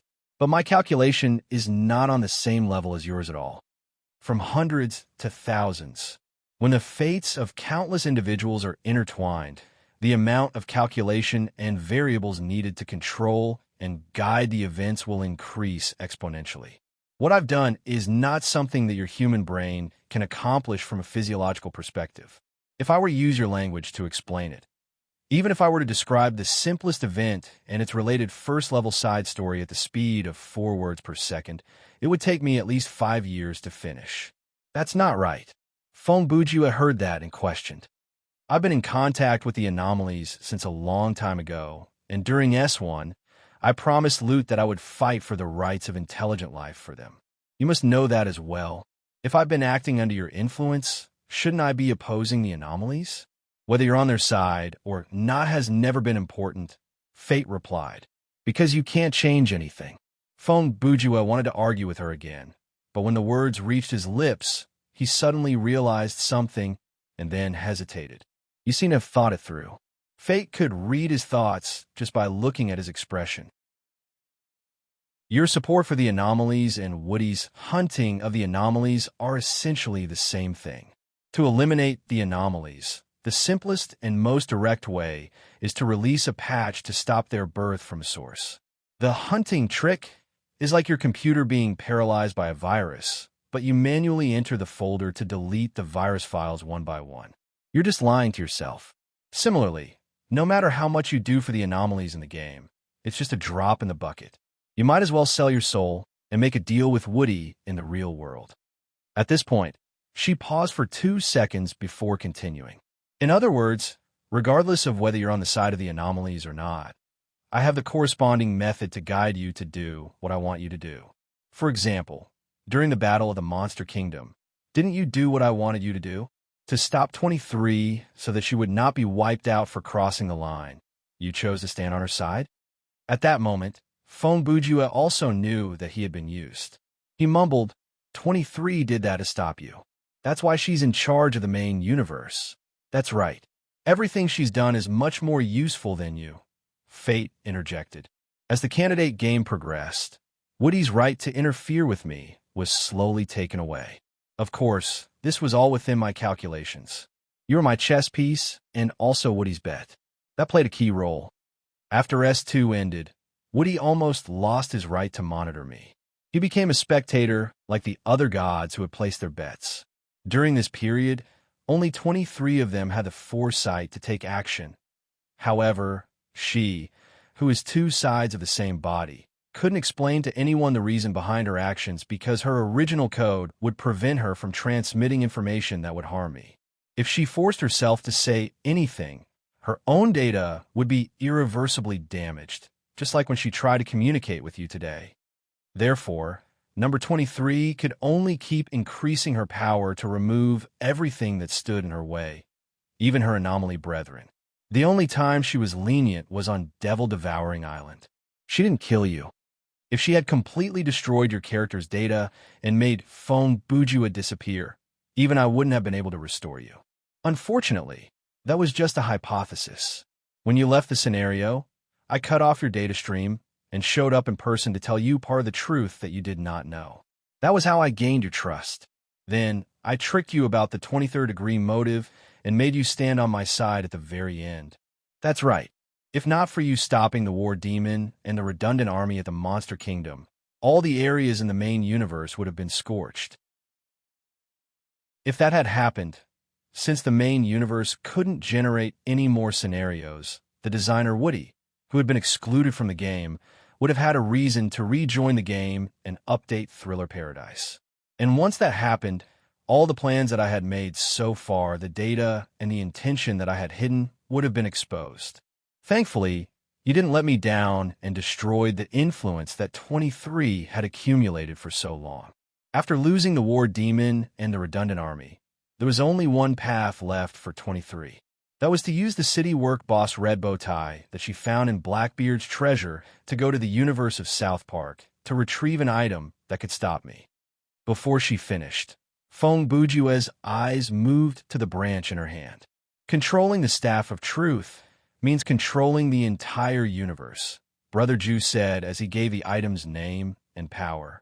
That is a preposterous and dangerous universe. Even I don't dare get too close to it, Fate said. A small branch at the bottom of a lake. Once it leaves that universe and enters a higher dimension, it will become something like the Staff of God. As she spoke, she raised the branch and glanced at it before turning to Fong Bujua. Until the end of her life, 23 still placed her bet on you. She wanted to give you the Staff of Truth so that you could stop me. Unfortunately, this was actually part of my plan. The Staff of Truth that she tried her best to retrieve was the key to my final plan. What do you mean by the end of her life? Fong Bujua heard additional information from Fate's words. He suddenly took a step forward and grabbed Fate's collar agitatedly. Aren't 23 and you 2 sides of the same coin? If she dies, you will also? I can't believe you still want to help them fight for the rights of intelligent life. But is your understanding of life just a combination of matter and energy in the physical form? Fate replied as she raised her hand and gently pushed Brother Jew back to where he originally stood. If you understand it that way, I can also say that 23 is still alive. The trip to South Park consumed most of her energy. Then, she used her almost depleted energy to forcefully hyperdimension and sent the Staff of Truth to you. After doing this, she completely lost the ability to protect herself. Her consciousness was quickly locked onto, swallowed, and dissipated in Mia's stronger consciousness. Of course, I left her with a trace of energy to ensure that she is still alive. However, to me, she's just a backup of Ghost. Then, at this moment, a man's voice suddenly sounded from behind Brother Jew. What are you going to do now? Feng Bujue immediately turned his head and saw Gu Chun. How did you? Brother Jew wanted to ask. Gu Chun said, I arrived a long time ago. I arrived at almost the same time as you. However, I was listening outside the door and didn't come in. He paused for half a second before he added, if you want to know how I came in and stood behind you without making a sound, then I can tell you. Not only did I stand behind you without making a sound, I also tried a dozen different methods to destroy this host of fate in front of you the second you turned your head around, but all of them ended in failure. As the fastest spiritual ability user in the world, Chief Gu's appearance was not strange.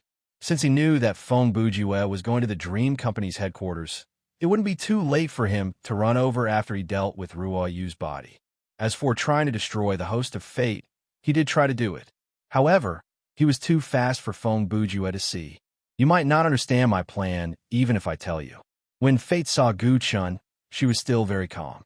Feng Bujue is my benefactor. I intend to spare his life and explain everything to him. That's why I stayed here and told him all this. Now that I've said enough, what I want to do, you can see it with your own eyes. After she finished speaking, the white light in her eyes became even brighter. A few seconds later, the veins on her body began to emit a strong white light. At this moment, the electric currents in the black cubes behind her started to connect with her. Her feet left the ground, and she slowly floated up. This process lasted for less than 5 seconds. Then, Fate, or rather, the little girl that Fate had taken over exploded. The flesh, bones, internal organs that made up her body, and the clothes on her body all turned into a molecular-level mist-like substance and drifted upwards. Then, they were quickly hit by the moving electric current and merged into it. The Staff of Truth in her hand also disappeared with her in a flash. Buzz, before the scene ended, the black cubes in the air. The hardware of Fate let out a loud roar. The roar was deafening. The sound alone was enough to force people to back off. After a series of resounding booms, all of a sudden, a white light appeared. After one breath, when Feng Bujue recovered from the suffocating state, he found that he was already more than 10 kilometers away from the city center. Gu Chan was standing beside him, holding his neck with his hand. In their sight, a white pillar of light rose from the center of S City and spread out. It began to devour the surrounding buildings, streets, vehicles, and people. Do you know what's the difference between us? Gu Chan said calmly as he looked at the huge pillar of light that was gradually approaching. I'm not in a mood for riddles right now. Feng Bujue replied coldly. When my grief reaches its peak, my calmness reaches an even higher level. I can suppress all my emotions, Gu Chan replied. But you have one more thing than me. Are you talking about madness? Feng Bujue continued. I feel that your pure calmness is another form of madness. Whatever you say, anyway, what you did just now is something that I can't think of and can't do, Gu Chan said as he shifted his gaze to Feng Bujue's left hand. At some point in time, the ring finger of Feng Bujue's left hand had disappeared without a trace. What was left behind was a neat wound that was still bleeding. Chapter 1521. In the first few seconds, the spreading speed of the white light beam was still visible to the naked eye. It felt like a tsunami. But after a while, the white light seemed to have exploded and swallowed everything in the blink of an eye. S-City was just the beginning. Soon, the entire Eurasian continent, the entire planet, and even the entire solar system was covered by the white light. This data light stream started to infect the entire universe like an infinitely multiplying virus. And those people who were trapped in the light stream also lost consciousness for a while, until buzz, an uncomfortable buzzing sound, was transmitted into his brain. This sound didn't seem to come from the outside world, but from within his body. Feng Bujue, who had regained consciousness in the buzzing sound, immediately opened his eyes. At this moment, the white light had dissipated. What entered his eyes was the ruins of a city. It wasn't the kind of city that was just destroyed, but the kind that seemed to have been covered in dust for many years. It was the kind of environment that was even more dangerous. Where is this? He immediately opened his mouth and asked such a question. The reason why he asked this question was because he saw Gu Chun beside him from the corner of his eye. Anyway, it's not S-City, Gu Chun replied. If it is, even if it turns into ashes, I can still recognize it from the foundation. So we were teleported to another place? Feng Bujue asked again. You weren't the ones who were teleported. Suddenly, a third voice sounded and joined their conversation. It's the entire universe. Feng Bujue and Gu Chun turned around at the same time when they heard the voice. Because before the voice sounded, neither of them had noticed that someone was approaching. This meant that the newcomer had suddenly appeared behind them the moment they opened their mouths. So it's you. When Gu Chun saw Vincent, his expression was somewhat disgusted, but he was actually relieved in his heart. You bastard.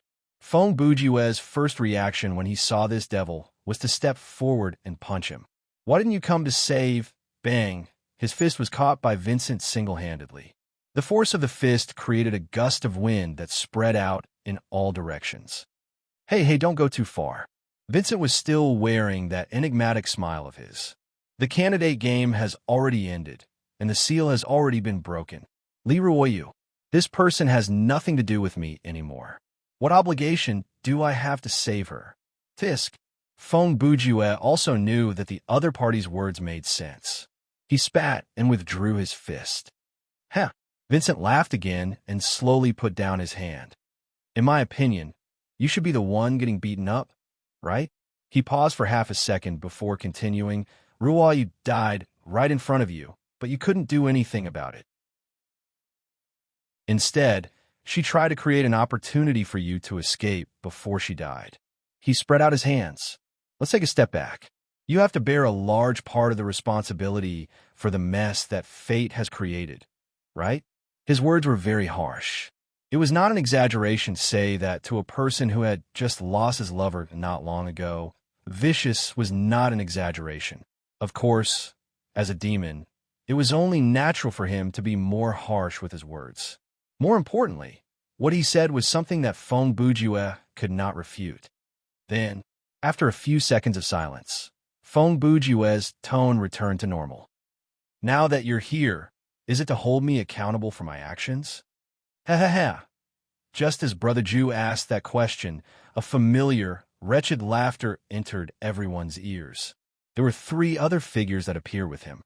Just like Vincent, the three of them were dressed in black suits with ties loosely tied around their necks.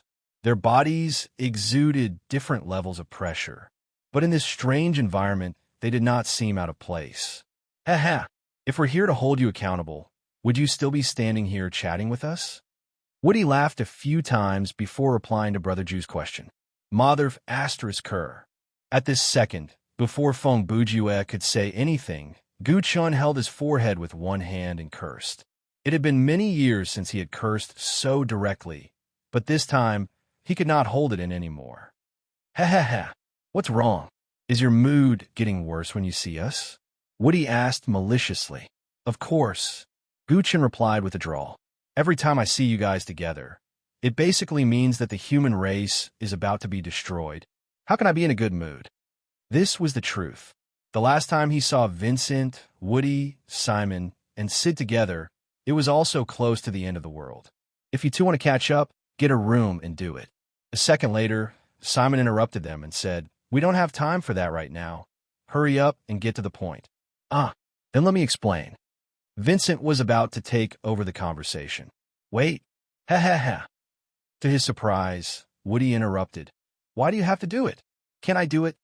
"I already told you to hurry up. It's not a good thing that your lewd laughter is accumulating," Vincent added. That makes sense." Woody agreed. "Ha ha. Then please, phone Bujua."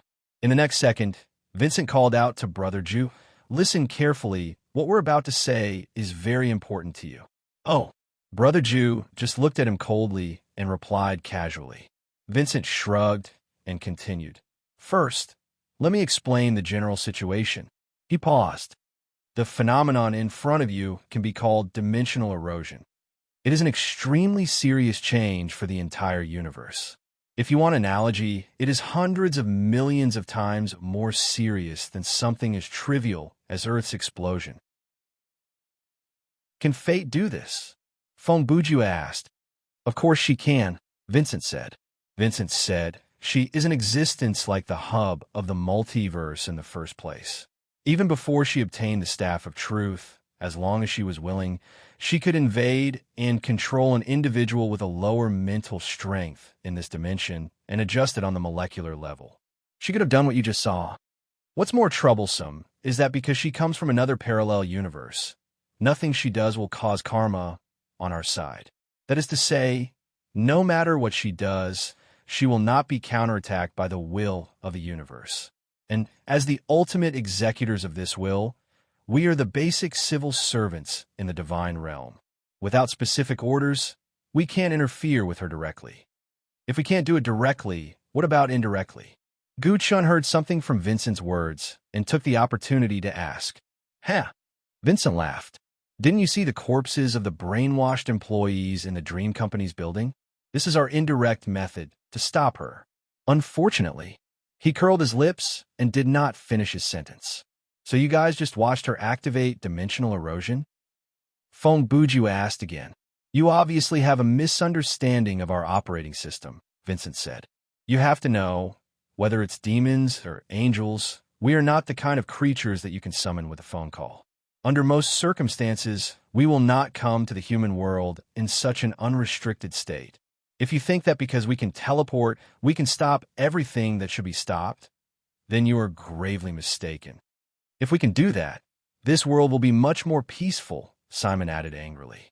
Judging from his tone, he really hoped that it could be done that way. Feng Bujue thought for a moment and said, "Okay, now that things have come to this, how do you plan to stop fate?" We can't stop her," Vincent said with a smile. "After obtaining the Staff of Truth, she is the closest existence to God.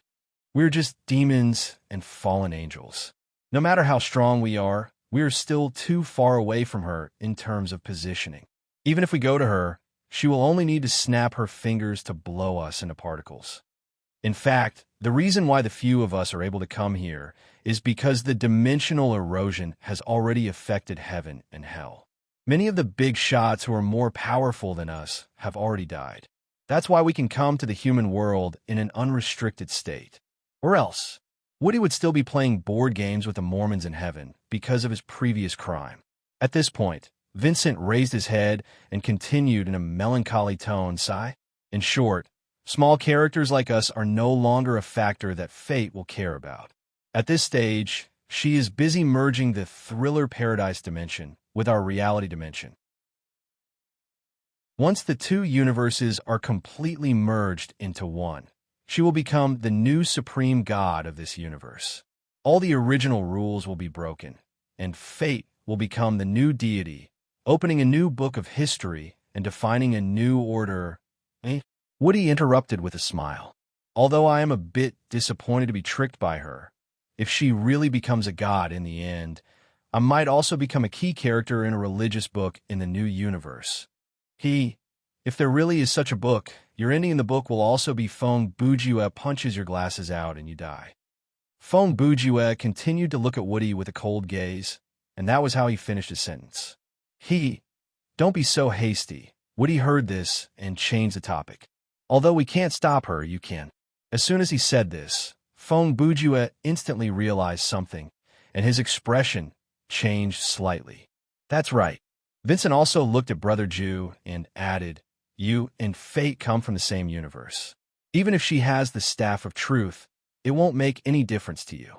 She can control the entire universe, but she can't control you. Because no matter what she becomes from the perspective of the multiverse, the two of you are the same. It's just that, although the positioning is the same, the difference in power is huge." At this time, Simon poured a bucket of cold water on Vincent. "Then give me your power." Feng Bujue reacted quickly. He immediately came up with a request that was extremely unreasonable, but extremely reasonable. "Haha, it seems that you already know why we are here." Vincent laughed. "It's a pity. Your physique is not suitable to accept the power of this universe. Even if the power injected into your body doesn't cause you to explode and die, you won't be able to use it. This was the situation when Qi Ji gave you spiritual energy back then. The power of a human will become a burden to you. And if we give you our power, you will definitely die." At this point, he paused, and a second before Feng Bujue opened his mouth to mock him, he added a but, since you have won the candidate game, this has changed the situation, Vincent continued. Based on the fact that the Chosen One has the special physique to wield the two opposite powers of holy power and magic at the same time. As he spoke, he turned to look at his disciple, Hilda. "We can let Hilda, the fallen angel who possesses both holy power and magic power, share some of her power with you." "That's not right," Feng Bujue immediately replied. "When the results of the game were announced, Michael told me that because I'm not from this universe, the blessing of two powers can't be implemented. At that time, it was indeed impossible, but now." At this moment, Woody actually laughed while raising his hand and flicking a finger flick at Feng Bujue. Although it was just a flick of his finger, the air that he flicked out had the power of shotgun. In this short distance of a few meters, it was undoubtedly fatal to ordinary people. Boom! Faced with the sudden attack, Feng Bujue instinctively crossed his hands in front of his body to block it. As a result, after the attack, he was not injured at all. Is this the effect of the dimensional fusion? After a moment, Feng Bujue put down his defensive posture and asked directly. Obviously, he had made some inferences about the situation in front of him. When you threw a punch at Vincent, you should have noticed it. Guchen naturally noticed it at that time. Otherwise, he would not have been so indifferent to Woody's flick of the finger. "That's only one of the reasons," Vincent replied. "Although the dimensional fusion allows you to obtain a part of your own ability in the game world, it only strengthens your body so that it can carry more energy quantitatively. It does not qualitatively change the physique of your life form in a parallel universe. The real key reason is, at this moment, because some of the higher beings have been killed by fate, and coupled with the chaos caused by the overlap of the two dimensions, part of the functions of the universes will have been paralyzed. This gives us a loophole to exploit.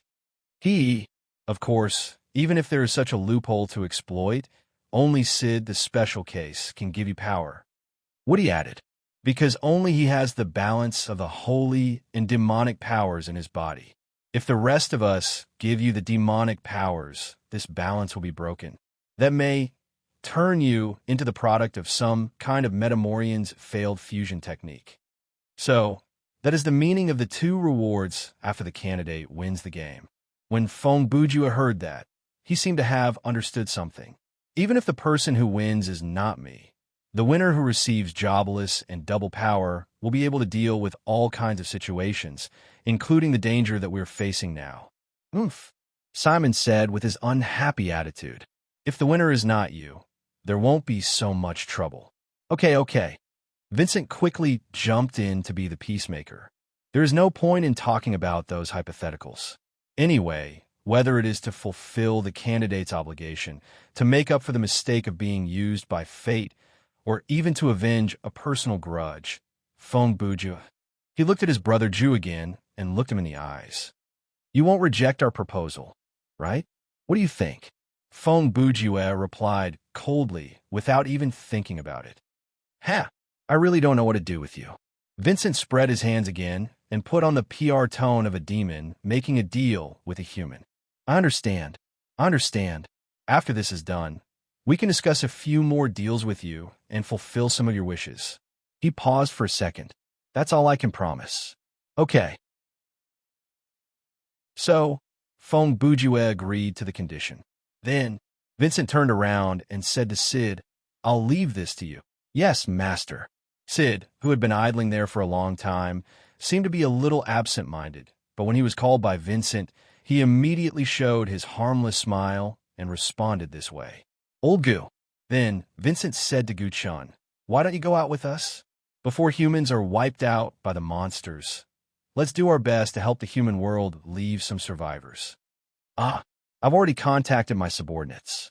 Gu Chun said as he took out a mobile phone from his shirt pocket. He raised it to the level of his eyes and showed the screen to Vincent and the others. Let's go to these coordinates first and gather some people to exchange for some information. Oh, when Woody saw this, he pushed the glasses on the bridge of his nose and laughed. It seems that the human world's standard of spirit science has improved tremendously these years. Now, the various regions between the two universes have been torn apart, crushed, and pieced back together, and you guys can still use physical equipment to establish long-distance communication. Gu Chin sneered. Don't you know who's been leading the 9 subjects all these years? I'm giving you guys face by not developing a drilling machine that can dig to hell, you know? If you want to go, just go. At this moment, Simon said in his I really despise you guys tone, I won't be going with you guys. Hey, what do you want now? Vincent narrowed his eyes at him and joked. Without you around, we'll be scared. Stay away from me. Simon rolled his eyes and looked at Vincent from the corner of his eyes. Go to wherever it's cooler. Okay. Vincent shrugged and smiled. Anyway, after a while, it'll be cooler than here. Before he could finish his sentence, a rumbling sound came from afar. The entire ground shook a few times as if there was an earthquake. At the place where the rumbling sound came from, the ground suddenly split open, forming a hole that was more than 100 meters long. From the hole, the unique heat flow and fire of magma gushed out. Immediately after, a deep roar pierced through the air and came from the underground. The sound of some kind of giant creature climbing on the rocks could be heard as well. Chapter 1522. I still need a little more time here. Although the commotion in the distance was as big as a monster attacking a city, Sid, who was placing his hand on Brother Jew's forehead, was very calm. He said to the others in a very casual tone while transmitting energy. Tisk! Simon snorted and muttered, so troublesome. Although he said that, he still took a step forward and ran towards the crack where the roar came from. On the other side, Vincent walked towards Gu Chun and put his hand on his shoulder. Let's go too. The situation in other places might not be as good as here. If we are late, there might not be anyone left alive. Okay. Gu Chun replied calmly. It seemed that they were not worried about Simon's safety at all. Just like that, Gu Chun, Vincent, and Woody teleported away from this place amidst a series of hee chuckles. Just as they disappeared, the monster under the crack in the ground crawled out. This monster had the characteristics of a reptile from its head, back, and tail. It had a long and narrow neck, a thorny spine, and a huge tail that took up more than half of its body length. It looked like some kind of lizard, but other than the back line, its torso and limbs were more like a dog's. Of course, it was the kind of dog that was wide and strong, with a body length of more than 100 meters, and could swallow a dinosaur in one gulp. In addition to its huge size, sharp teeth, and claws, which were common biological weapons, the monster also had a nearly black, rock-like skin, extremely hard. Its mouth, eyes, and the texture of its skin also revealed the fiery glow of lava, extremely heat-resistant. From the perspective of a normal person, to kill this monster, one would at least have to use a weapon on the level of massive ordnance airburst, also known as mother of all bombs. If they sent out fighter jets, there was a high chance that it would be like the scene in the Ultraman series where the human army scratched the monster's itch. As for sending soldiers to fight, that was even more impossible, unless the soldiers had been exposed to gamma ray radiation, or were disguised as soldiers from the M78 Nebula. However, from Simon's point of view, the battle in front of him was not considered a big scene. With light steps, he ran toward the monster. When they were about 200 meters apart, the monster noticed him. Then, the monster immediately let out an extremely loud and threatening roar. In terms of size, the monster was many times larger than Simon, but at this moment, this monster was like a chihuahua seeing a lion charging at it. Roar! Before the monster could finish its roar, it realized that Simon was not an enemy that could be scared away by threats. Thus, it suddenly swung its huge tail and raised it above its head. It aimed the tip of its tail at Simon and shot out a purple beam of light. High energy pulse. Facing this beam of light that was thicker than a subway car, Simon looked at it coldly. He raised his hand and released a red energy bomb from his fingertip. He threw it toward the purple light. When it left his hand, the energy bomb was only the size of a basketball. However, the further it flew, the bigger it became. It did not take long for its diameter to exceed 5 meters. The moment it came into contact with a high energy pulse, Simon's move easily devoured the opponent's purple energy and crushed it all the way. Even though the monster was frightened and quickly lowered its head to wrap up its tail, the tip of its tail was still grazed by the energy bomb. Hot magma flowed out of the monster's broken tail like blood. Wherever it spilled, the ground melted and the heat rose sharply. On the other hand, the energy bomb that Simon had released flew straight into the sky, disappearing beyond the clouds. Sir, seeing this scene, Sid showed a helpless expression and reminded him that, now that time and space are in chaos, there are curved surfaces connecting all the regions in the universe. The distance is very close. If you throw the supernova out like this, what if there are planets in the path? Stop talking nonsense. The will of the universe is half paralyzed anyway. Simon did not finish listening and interrupted him. If you nag again, I'll throw one at you too. Hearing this, Sid could only curl his lips and say no more. A few seconds later, Simon finally arrived in front of the monster at a leisurely pace. Without hesitation, he stepped on the ground and flew towards the monster's huge mouth that was filled with flames. Seeing this, the monster roared again and raised its giant claws with all its might and slapped at Simon. Although the monster was huge, its speed was not slow at all. The power of its claws was also unparalleled. Just the wind pressure that it set off when it swung its claws was enough to split a forest. Bang! The moment the claw came, Simon straightened his left arm and punched it. After a loud bang, the monster's attacking arm shattered. This was not the end. After destroying the giant claw, Simon's upward momentum was not hindered or deviated at all. A second later, he rose to the front of the monster's head. The giant monster knew that it was about to die, so it immediately spat out a mouthful of magma from its throat accompanied by turbulent streams of flame, trying to use this high-temperature attack to force Simon to retreat. However, Simon scoffed at this. Facing the magma and flame streams, he threw out a punch. Tyrannical mystic energy, splitting the sky and splitting the universe, hit the magma in reverse, and the extreme flames suddenly extinguished. Simon's fist did not even touch the monster, but the wind from his fist had already exploded the monster's head. After the attack, the part above the monster's chest turned into rock fragments of different sizes. These fragments were stained with magma and were ignited in midair, glowing. Like fireworks, they bloomed and fell. This magnificent moment seemed to have stopped time. After a period of stagnation, as if it was in slow motion, the monster's remaining body fell with a loud crash, and it happened to fall back into the crack in the ground, causing another earthquake-like tremor. You don't seem to be surprised at all. At the same time, Shida, who was imparting his power to Feng Bujua, said to his brother Ju, generally speaking, when humans see such a scene, they would be more or less surprised or excited, right? What's there to be excited about? It's nothing more than a scene where a superhuman in his prime fights a warrior, The warrior here refers to the final boss of the main storyline of Ownerless Land 2, the warrior, which is an ancient creature on Pandora. If the difference in strength is too great, there's nothing to see.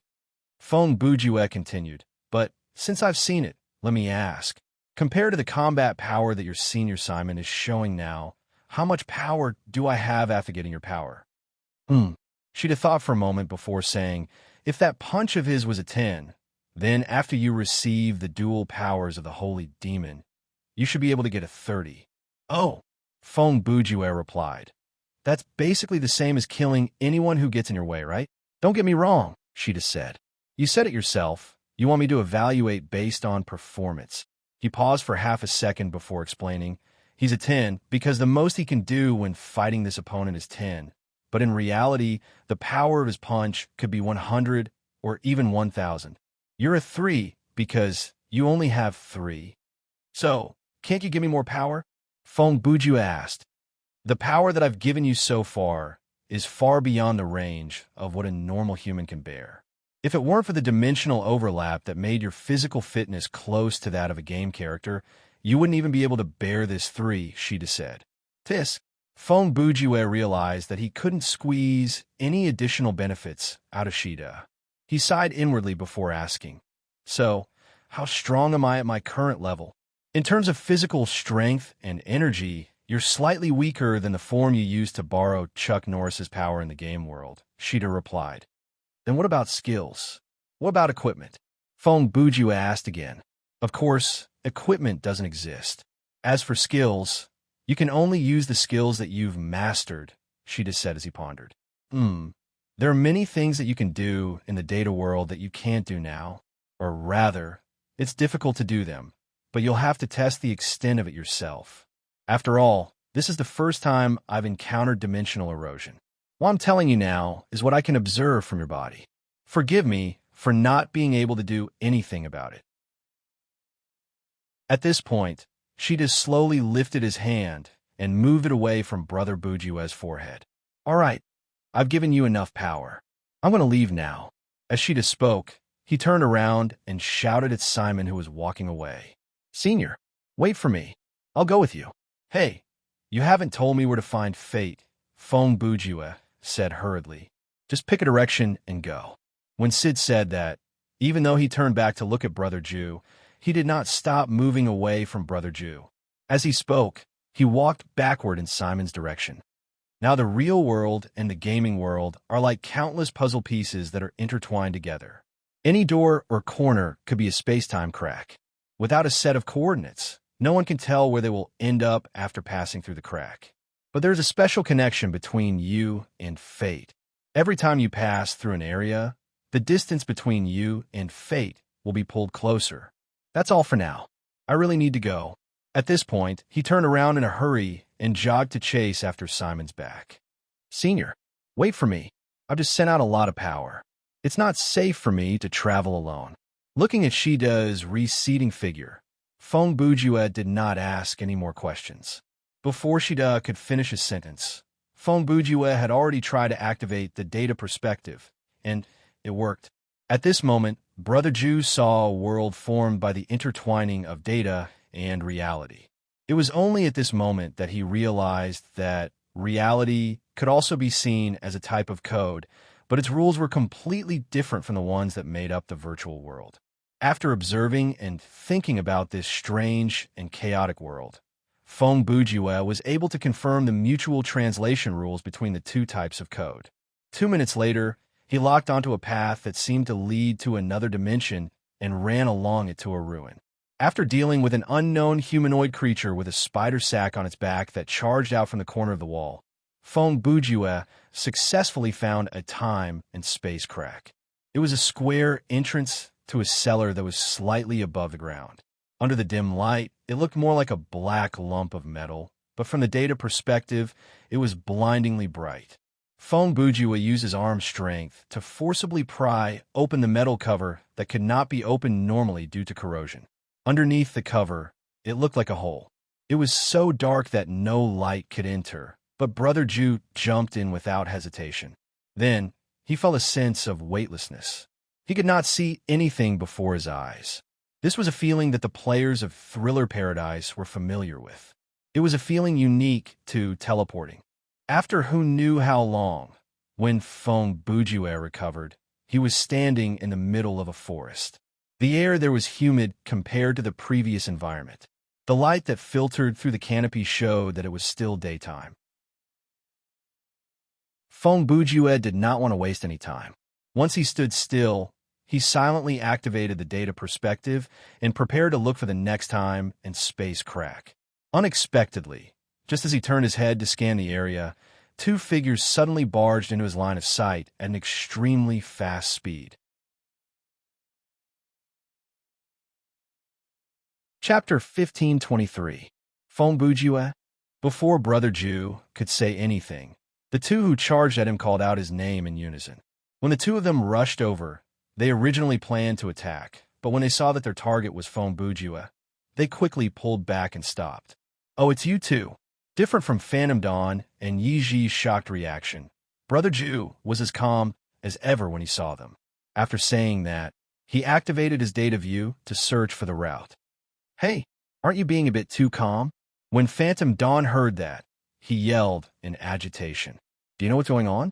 "I do." Fong Bujue's tone did not change. "In fact, I should know more than you two." "What?" Yi Ji asked. "You know the reason behind all this?"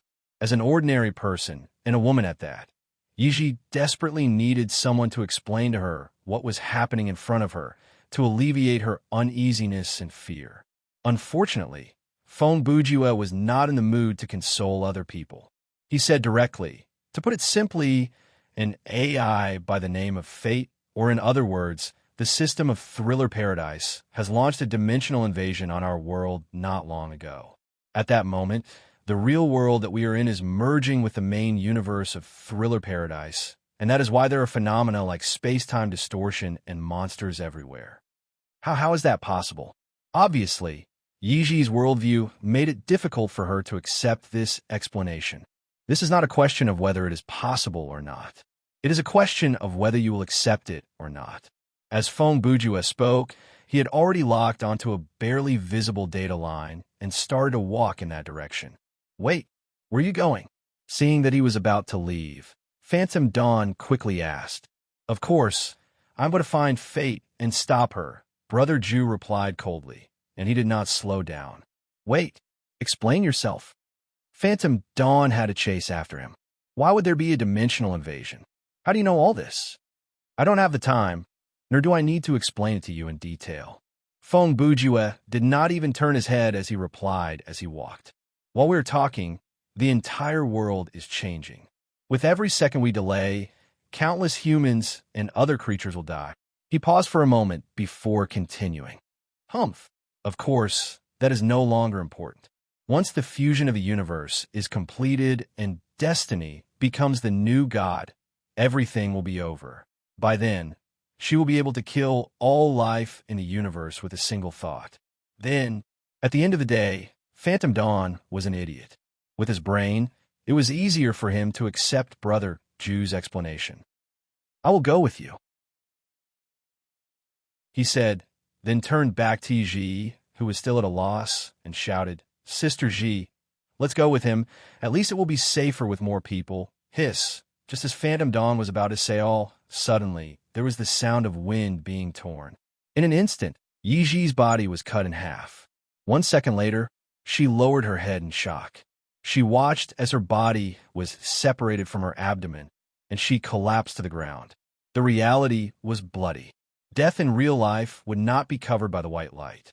Yi Ji, or rather, Yi Ji, a mid-level employee at Regulation Studio, was killed by a normal slash in that instant. Her organs and blood leaked out from her body and spread across the muddy forest. Her expression of shock, pain, and fear froze on her face, and it was imprinted deeply into Phantom Dawn's, or rather, Ma Juanxiao's eyes. This scene stunned Phantom Dawn. Even though he had seen many deaths in the game, in real life, when he saw someone he knew die so easily before him, he still reacted like a normal person. After his brain received the shocking scene in front of him, it was as if it had crashed and temporarily stopped working. Then, As if a file had been rewound, the most recent short-term memory was read out about 10 minutes ago. Phantom Dawn had been enjoying the air conditioning in one of the break rooms at Regulation Studio, listening to Yi complain about how boring and tiring it was to write reports for her team members. At the time, the world was still normal, and it was such a normal and boring day. But after a burst of white light without any warning, everything changed when they recovered. They were already in the middle of nowhere. After being attacked several times by monsters, they realized with a shock that they could use some of the powers that they could only use in-game. Therefore, the two of them moved forward cautiously, trying to find the reason behind everything. Along the way, they were ambushed by monsters, and that made their nerves very tense until they ran into Feng Bujue. Who would have thought that in the 10 seconds when Phantom Dawn and Yi were distracted by their conversation, Yi would be killed by an attack that came out of nowhere? Our brains will activate a set of self-protection mechanisms when we encounter some major changes. Examples are coma, short-term memory loss, self-deception, short-term memory loss, and so on. Most people can survive under the protection of this set of mechanisms and slowly accept reality. However, there are also some people who, due to their mental fragility, or because they have suffered too much shock, or because they have been subjected to severe physical and mental abuse for a long period of time, will eventually suffer from mental illness. Thankfully, Phantom Dawn managed to survive. After a short daze, his mind finally came online, and he screamed instinctively. Hiss! Hiss! The thing that took Yi's life did not care about that. It was still approaching, bringing with it the sound of wind. If this was the Phantom Dawn in the game, he would be able to spot a monster with such speed and destroy it easily. But at that moment, the Ma Junxiao standing before him, other than being weaker than his in-game self in terms of power, his mental state was far different from his in-game self as well. TZZT. In the blink of an eye, 2 bloody wounds appeared on Phantom Dawn's left arm and back. Thankfully, his physical body and energy were much stronger than Yi's. The same attack could kill Yi, but it could not cut through his body. After gasping for air, Phantom Dawn finally recovered from his shock. He calmed down slightly. The pain from his wounds cleared his mind, and his focus sharpened. Don't be afraid. I'm very strong. I am very strong. He repeated this sentence repeatedly, using this self-hypnosis to alleviate his fear. Several seconds later, Phantom Dawn's eyes finally caught sight of the thing that attacked him. It was an unknown creature made from strings. When it was moving, it was like a string that had been stretched taut during the flower threading rope. It was constantly changing and maintaining an orderly form amidst the chaos. The moment it launched an attack, it would pop out a section of the rope and use a high-speed whip. If the target was not tough enough, it would be cut open. Now that he saw it clearly, there was nothing to be afraid of. With an angry roar, Phantom Dawn's body flashed, and he appeared before the monster. With a punch filled with energy, he blasted the monster into dust. But that did not change anything. Yi was still dead. Her body that was cut in half fell to the ground. The organs and blood that flowed out emitted a heavy stench in the damp environment.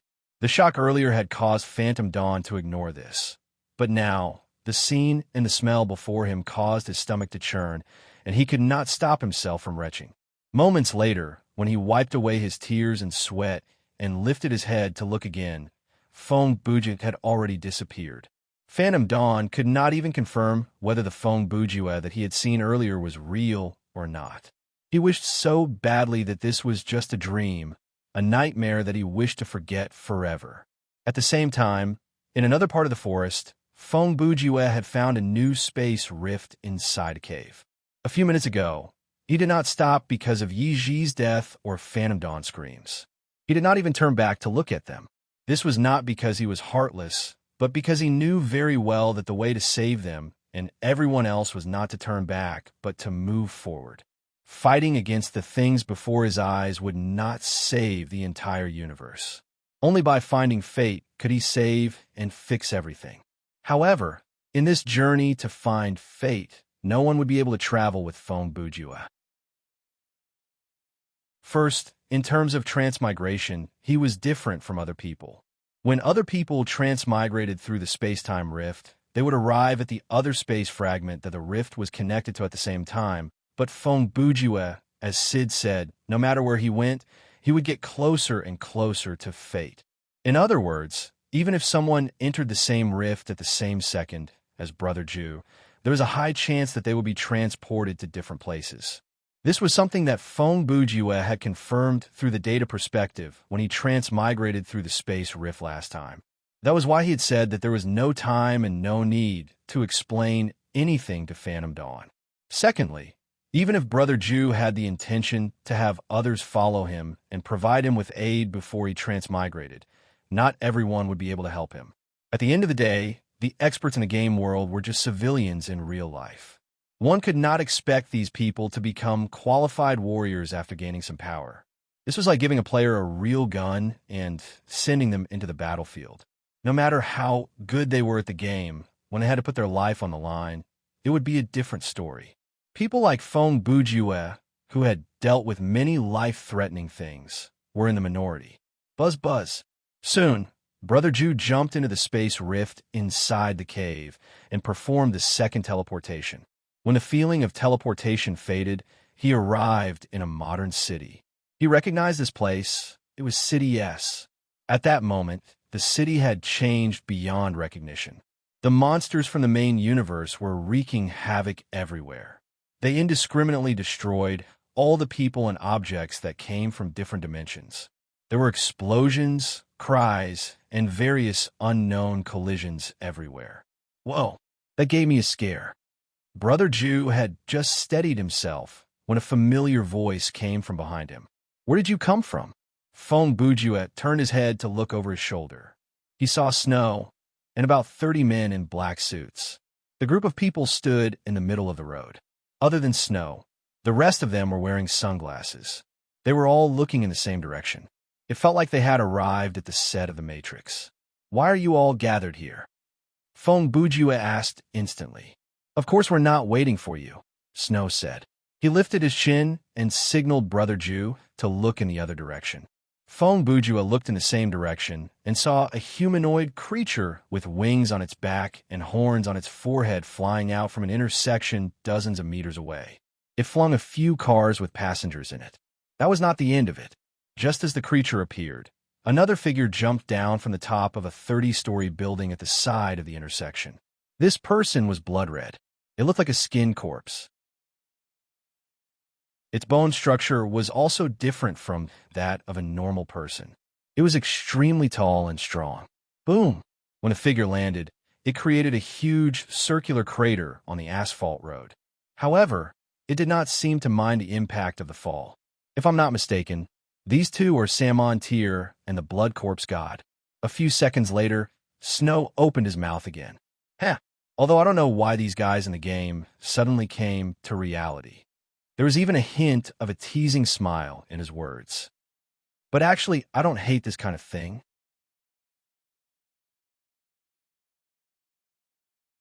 Chapter 1524. When time and space were in chaos. The flow of time in each fragment space will be different. Although from Fong Bujue's point of view, the dimensional invasion had only been going on for a few minutes. From Snow's point of view, it had been at least 3 hours since these strange occurrences had occurred. Therefore, Snow and his subordinates were already used to the situation around them. They even came out in an organized manner to kill the monsters and guide the crowd to a safe place to take refuge. Snow, after seeing the changes in front of him, Fong Bujue ignored Snow's mocking words. He only looked at Samon Tyr and the Bloody Corpse God in the distance and said in a low voice, "Do me a favor." Hey. Snow heard this and still had that cynical look on his face. You don't want me to help you get rid of those two big bosses, do you? You can't get rid of them. Fong Bujue's response was direct. But you can help me hold them back. If I hold them back, what about you? Just as Snow asked this question, on the other side, Samon Tyr and the Bloody Corpse God seemed to be driven by some kind of force. They both stopped in their tracks and shifted their gazes. Finally, They locked their gazes on Feng Bujue. At this moment, their faces were expressionless, but their eyes were filled with white light. "I will correct all of this," Brother Ju replied. The moment he spoke, he stepped off the ground and leaped into the air. "Ah, what a capricious fellow," Snow said with a smile as he looked at his back. "Of course, I don't hate that about you." As he finished speaking, he raised his right hand and snapped his fingers. As soon as the sound was made, the 30-plus men in black suits behind Snow moved in unison and rushed forward. At this time, Snow's left hand pressed a button on a pager hidden in his pants pocket. 2 seconds later, Feng Bujue, who used Jeppo, was about 10 meters above the blood zombie god. Just as he was about to pass it, the blood zombie god suddenly raised its head and opened its mouth at an angle that was impossible to imagine. It looked like it was going to tear its own chin apart, and aimed at Brother Ju. Abundant energy flashed in the blood corpse god's throat. Without a doubt, he was planning to use his mouth to release some kind of energy wave to attack Brother Ju. However, just a second before the blood corpse god's mouth cannon blasted out, the fastest man in a black suit had already arrived in front of him, and with a grab, he threw himself at his waist. Chi! Due to the interference at the moment of the attack, the blood corpse god's head tilted to one side, and the energy beam from its mouth was also deflected. The energy beam, which was as thick as a giant pillar, swept toward the buildings on the side of the street. Like a sharp sword of light, it easily cut through several concrete buildings. As the buildings collapsed, there was a rumbling sound and a dark shadow loomed over them. But in this situation, Snow's men in black suits did not show any signs of panic. They still maintained their formation and moved in an orderly manner. Half of them continued to besiege the bloody corpse god, while the other half rushed towards Samontier, who was further away. Obviously, Snow's title as the Prince of the Underground World was not just for show. In the game, he might be a small character, but in real life, any of his bodyguard were much better at fighting than the top players in the game. At this moment, there were more than 30 people besides Snow. They were undoubtedly his most elite bodyguards. It was not an exaggeration to say that they were death soldiers. Therefore, after the dimensional erosion began, they appeared not far from Snow. Furthermore, these 30-plus men in black suits were all game characters that had been created in Thriller Paradise before. When Snow decided to play this game, he had requested for his subordinates to use their sleep time to train. Perhaps they would be able to help him in the game in the future. Now, it looked like this move had come in handy. This large group of qualified warriors in the real world, after obtaining the game world's abilities, would immediately become a powerful force.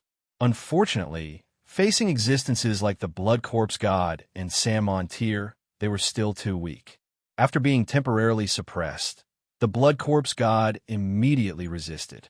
With just a few struggling movements, he sent several men in black suits flying like cannonballs. They crashed into the buildings by the street. 2 of them were punched through by his fists and died on the spot.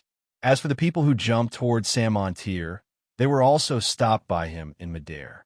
Samontier only flapped his wings and used his mana to force them back to the ground with an invisible force. Come on, come on. Witnessing the rapid defeat of his men, Snow stood where he was and used the tone of someone who was watching a horse race, waiting for the result to come out. Finally, after 2/3 of the men in black suits were dead, the thing that Snow had been waiting for arrived. At that moment, there was a whooshing sound. Bang! With 2 sounds, a metal cube that came out of nowhere fell from the sky and landed on the road about 3 meters away from Snow. Judging from the marks left on the ground by the metal cube, this thing weighed at least a ton. Activate the armor. Snow did not delay either. In the same second that the metal piece landed, he had already walked over to it and said these 4 words. Voice sprint, identification complete. Initiating neural network scanning. Identity confirmed. Welcome back, Mr. Snow. Following the mechanical voice from the metal cube, the entire cube unfolded, revealing a set of humanoid armor. This set of armor was originally one of Snow's collections, a 1/1 scale superhuman annihilation armor. Of course, before the dimensional invasion, this was only a set of well-made models. Other than for display and collection, it did not have any practical uses. However, when the two worlds began to merge, the situation was different. In this chaotic time and space, Snow used his skills in the game and used this set of models as a foundation to carry out modifications. Finally, he successfully created the kinetic skeleton in front of him that could be used in actual combat. Phone Bujua, you owe me more and more favors. When he put on the power armor, only 5 or 6 of Snow's men were left. He looked at the corpses in front of him, but he did not have the slightest fear. On the contrary, he chose to join the battle even more resolutely, because Phone Bujua said, I will correct all of this. For Snow, such a sentence was enough. He did not need too much explanation, nor did he need any strong and reasonable motives. People like Snow, who were born in a peaceful world, would feel lost. He was born at the end of the struggle of most people. There was no pressure to survive, and he had no goals. He had outstanding talents, but he could not find a way to use them. Therefore, he wandered in the shadows of the world and tried his best to spy on the dark side of human nature. He wanted to find his own value in this game called life. However, all of his efforts were in vain. Until the end of the world, this frivolous, indifferent, and even cold-blooded man truly felt that he was alive. Boom! A loud noise broke through the air, and a powerful fist struck. Snow, who was wearing this superhuman annihilation armor, fake, had combat power that his subordinates could not compare to. He charged forward and grabbed the bloody corpse, holy puppet, with his right arm, pressing it deep into the crack in the ground. At the same time, he raised his left arm and launched a series of high-energy beam attacks at Samontier in the air. The beams successfully pierced through the latter's giant wings, causing him to lose his balance and speed in the air and stumble to the ground. Just like that, with the combined efforts of Snow and the men in black suits, the bloody corpse god and Samontier were unable to catch up to Phone Bujua. They could only watch as Brother Jew flew away. Of course, a large part of the reason why this was possible was because Samontier and the bloody corpse god had already lost their self-awareness. They were only carrying out the order to stop Phone Bujua, so they did not have the intelligence, strategy, or combat experience they originally had. 3 seconds later, Samontier, who landed on the ground, let out an instinctive roar. Before he finished his roar, his wounds had already healed, and he stood up from the ground. Then, with a swipe of his claws, he tore apart the bodies of the 2 men in black suits at the same time. Because Phone Bujua was far away, Samontier once again entered indiscriminate destruction mode and began to attack the nearest other-dimensional life form. And the bloody corpse god was the same. After he lost his target, he became even more dangerous than before. After a second, he coldly removed the right arm of the power armor on top of him. Time was still ticking. In a huge city, screams and destruction were still spreading. Phone Bujua was still running, rushing to the next space-time rift closest to him. Behind him, there were countless bodies. Snow had already fallen into the broken power armor. When he fell, he still had that mocking smile on his face as he looked up at the sky that was gradually covered by smoke. Snow's body was now the same as the power armor. It was broken. His vital signs were disappearing from his body, and his last breath could no longer attract the attacks of the monsters. Is this death? Snow himself did not know if these words were echoing in his mind or if they were muttered out of his mouth. It's really a little lonely, cough, cough. A mouthful of blood surged up, and a part of it went into his lungs. However, his breathing was really too weak, and he did not even have the strength to cough up the whole mouthful of blood. But this last bit of fun is indeed unprecedented. He was still laughing, and he had never laughed so happily before. But in this laughter, there was a hint of regret and sadness, as well as his attachment to this world. All of this must have something to do with you. Snow looked at the sky, where Phone Bujua disappeared into the distance. He was deep in thought, but the light in his eyes finally dimmed. I really have to thank you for letting me experience this highest level of game.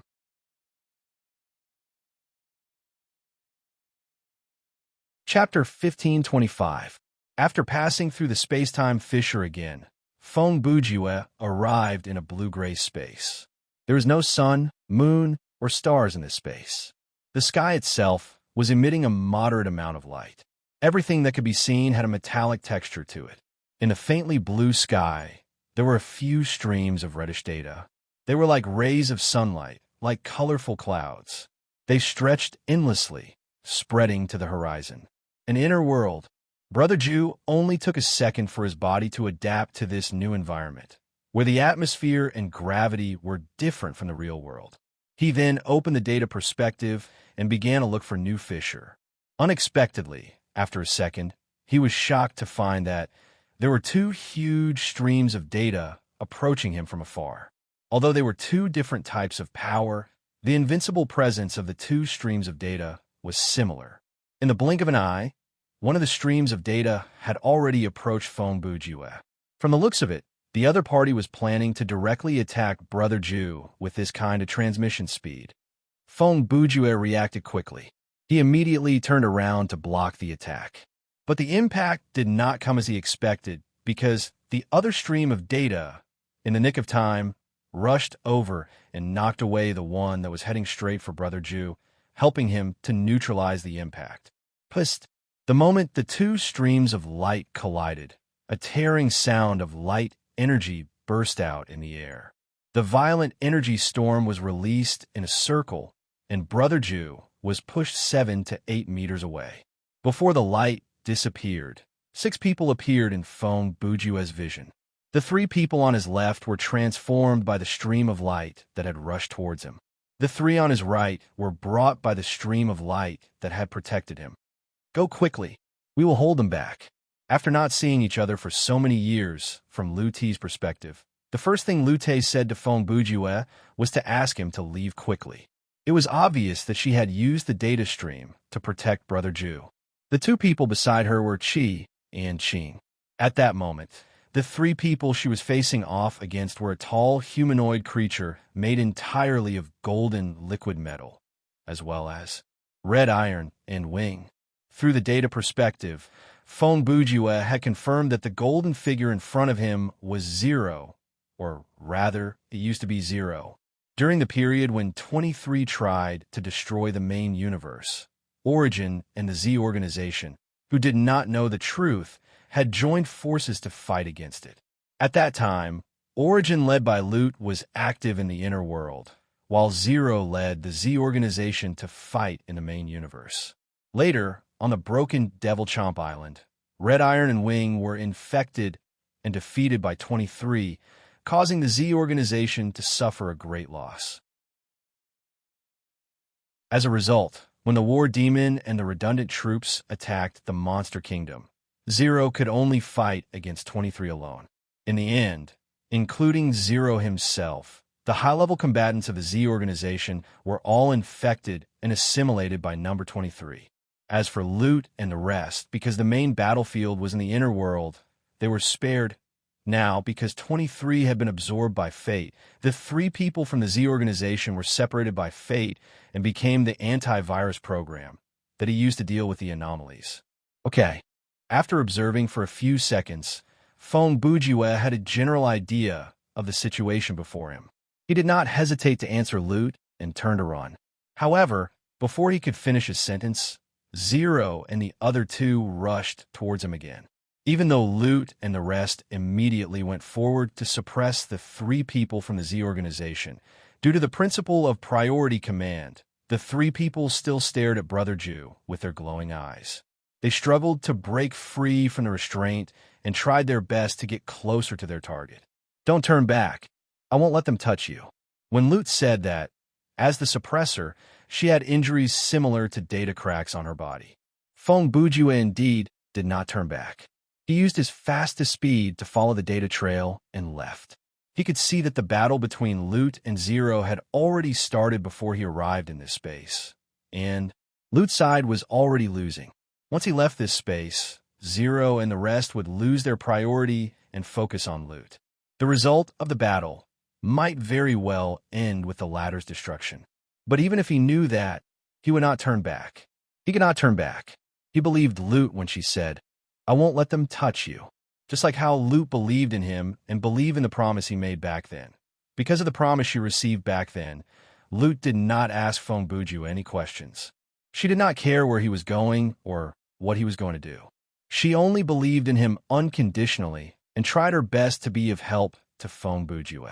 When the universe was about to be destroyed and the worlds were about to fall, even a human might not be as determined as she was. On the other hand, when it came to life and death, most of the time, they would only believe in themselves. In fact, they would not even believe in themselves. Can I really stop fate? What if I'm still not strong enough? What if I fail? What will this world become in the end? Feng Buju had been torturing himself along the way. These were questions that he could not answer, but he could guess the answers to. They flashed through his rapidly spinning brain over and over again, pushing him to the edge of collapse. The long-lost fear was like an uncontrollable wildfire, burning his calmness. He was not afraid of death, but he was afraid of what might happen after he failed. The hope, trust, dignity, and lives that he carried from others would be destroyed with his failure and death. Every time he thought of this, he was so scared that he could not control himself. The space-time crack in the inner world was easy to find. The data trail there was very clear. Feng Buju quickly went through the next teleportation. This time, when he regained consciousness, there was a scorched land in front of him. Dim light filtered through the clouds and fell on the black land that was devastated. At that moment, before Feng Buju, there were more than 100 dead bodies. Among these dead bodies, he saw Brother Long, 7 kills, defeating armies, and Greedy Wolf from Blade. There were also many members of Blade that he did not know but had met on different occasions. In addition, he also saw Drunken Dream from Order, as well as Autumn Wind and Weighty Words from Mountain River and Heaven and Earth. These Thriller Paradise players that he knew and did not know had all gathered there for some reason, and they had all died in battle there. And the existences that had killed them were standing above the corpse mound and the river of blood. Billy Bill, the Count of Script, Dianli Wong, Bunny Hairbro, R2, Lung Feng, Y2 Shine, and so on. Among these bloody figures, other than powerful NPCs, there were also anomalies that had been corrupted by the 23 at different times. These faces that Brother Ju was familiar with were all staring at Feng Buju with a pair of eyes that were filled with data. They all looked at Feng Buju at the same time. This scary and despairing scene became even scarier and more despairing after one breath. All these monsters charged at Feng Buju after the same amount of time to react. The crazed attacks that covered the sky made it impossible for him to escape. With no other choice, Feng Buju had to use his powers to prepare an energy explosion to survive this wave of attacks. But at that moment, Brother Feng? With his sharp eyes, Meng Jingchan was the first to notice Brother Ju in the crowd. Hearing his words, the surrounding people all turned their heads and looked at him in unison, bursting into discussions. What? Feng Buju is here? Where is he? When did he get here? This is the first time we've seen him in person. With him here, our chance of winning should be higher. When these voices entered his ears, Feng Buju's expression was one of confusion. 1 second earlier, his eyes were filled with monsters charging at him. But the next second, he was standing in the middle of a crowd, and these people were the dead bodies that he had seen earlier. Brother Feng. Just as Feng Buju was in a daze, Brother Long called out to him and squeezed through the crowd. You came at the right time. Chief Gu has already contacted us. We will do our best to assist you. As he spoke, he had already arrived beside Brother Ju. Oh, right, Little Wong and Little Gu are here too. I'll call them over. As he spoke, he turned back, but then he was stunned. Where are they? Little Wong. Wong Tanji. I'm leaving. Brother Long was still shouting at the top of his lungs, but Feng Buju had already said this coldly and pushed through the crowd. Hey, wait. Brother Long wanted to stop him, but before he could finish, someone in the crowd shouted, There's a monster coming. 7 o'clock. With that, Brother Long's words were quickly drowned out by the noise. When he looked again, Feng Buju had already run far away without turning back. Earlier, when Long Aomin said the first sentence to Feng Buju, The latter had already confirmed that Xiao Tan and Xiao Ling were not among this group of people. As for why Brother Long said they were there and why these people who were supposed to be dead suddenly came back to life, Feng Bujue thought about it for a few seconds, and he had a conclusion in his heart. Bang! With a loud explosion of energy, the battle began. However, Feng Bujue did not care about the bloody battle that happened behind him. He focused on charging forward. He could feel that fate was in this space.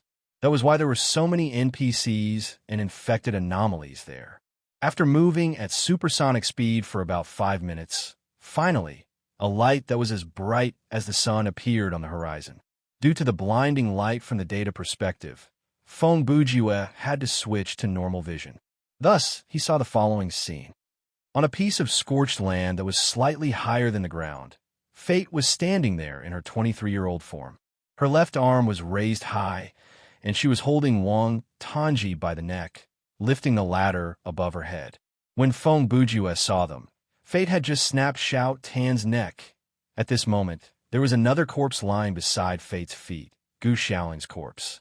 She seemed to have died not too long ago, and blood was still gushing out from the hole in her chest. I'm going to kill you. Feng Bujue did not have time to grieve. Perhaps he would not feel grief anymore, because a stronger and crazier desire to kill had overwhelmed all other emotions at that moment. He muttered the intention to kill Fate, and the power of the holy demon and demonic saint was pushed to the maximum. The moment he broke the sound barrier, his body was already before Fate. A punch that could shatter time and space, carrying everything that he carried, was aimed at Fate's face.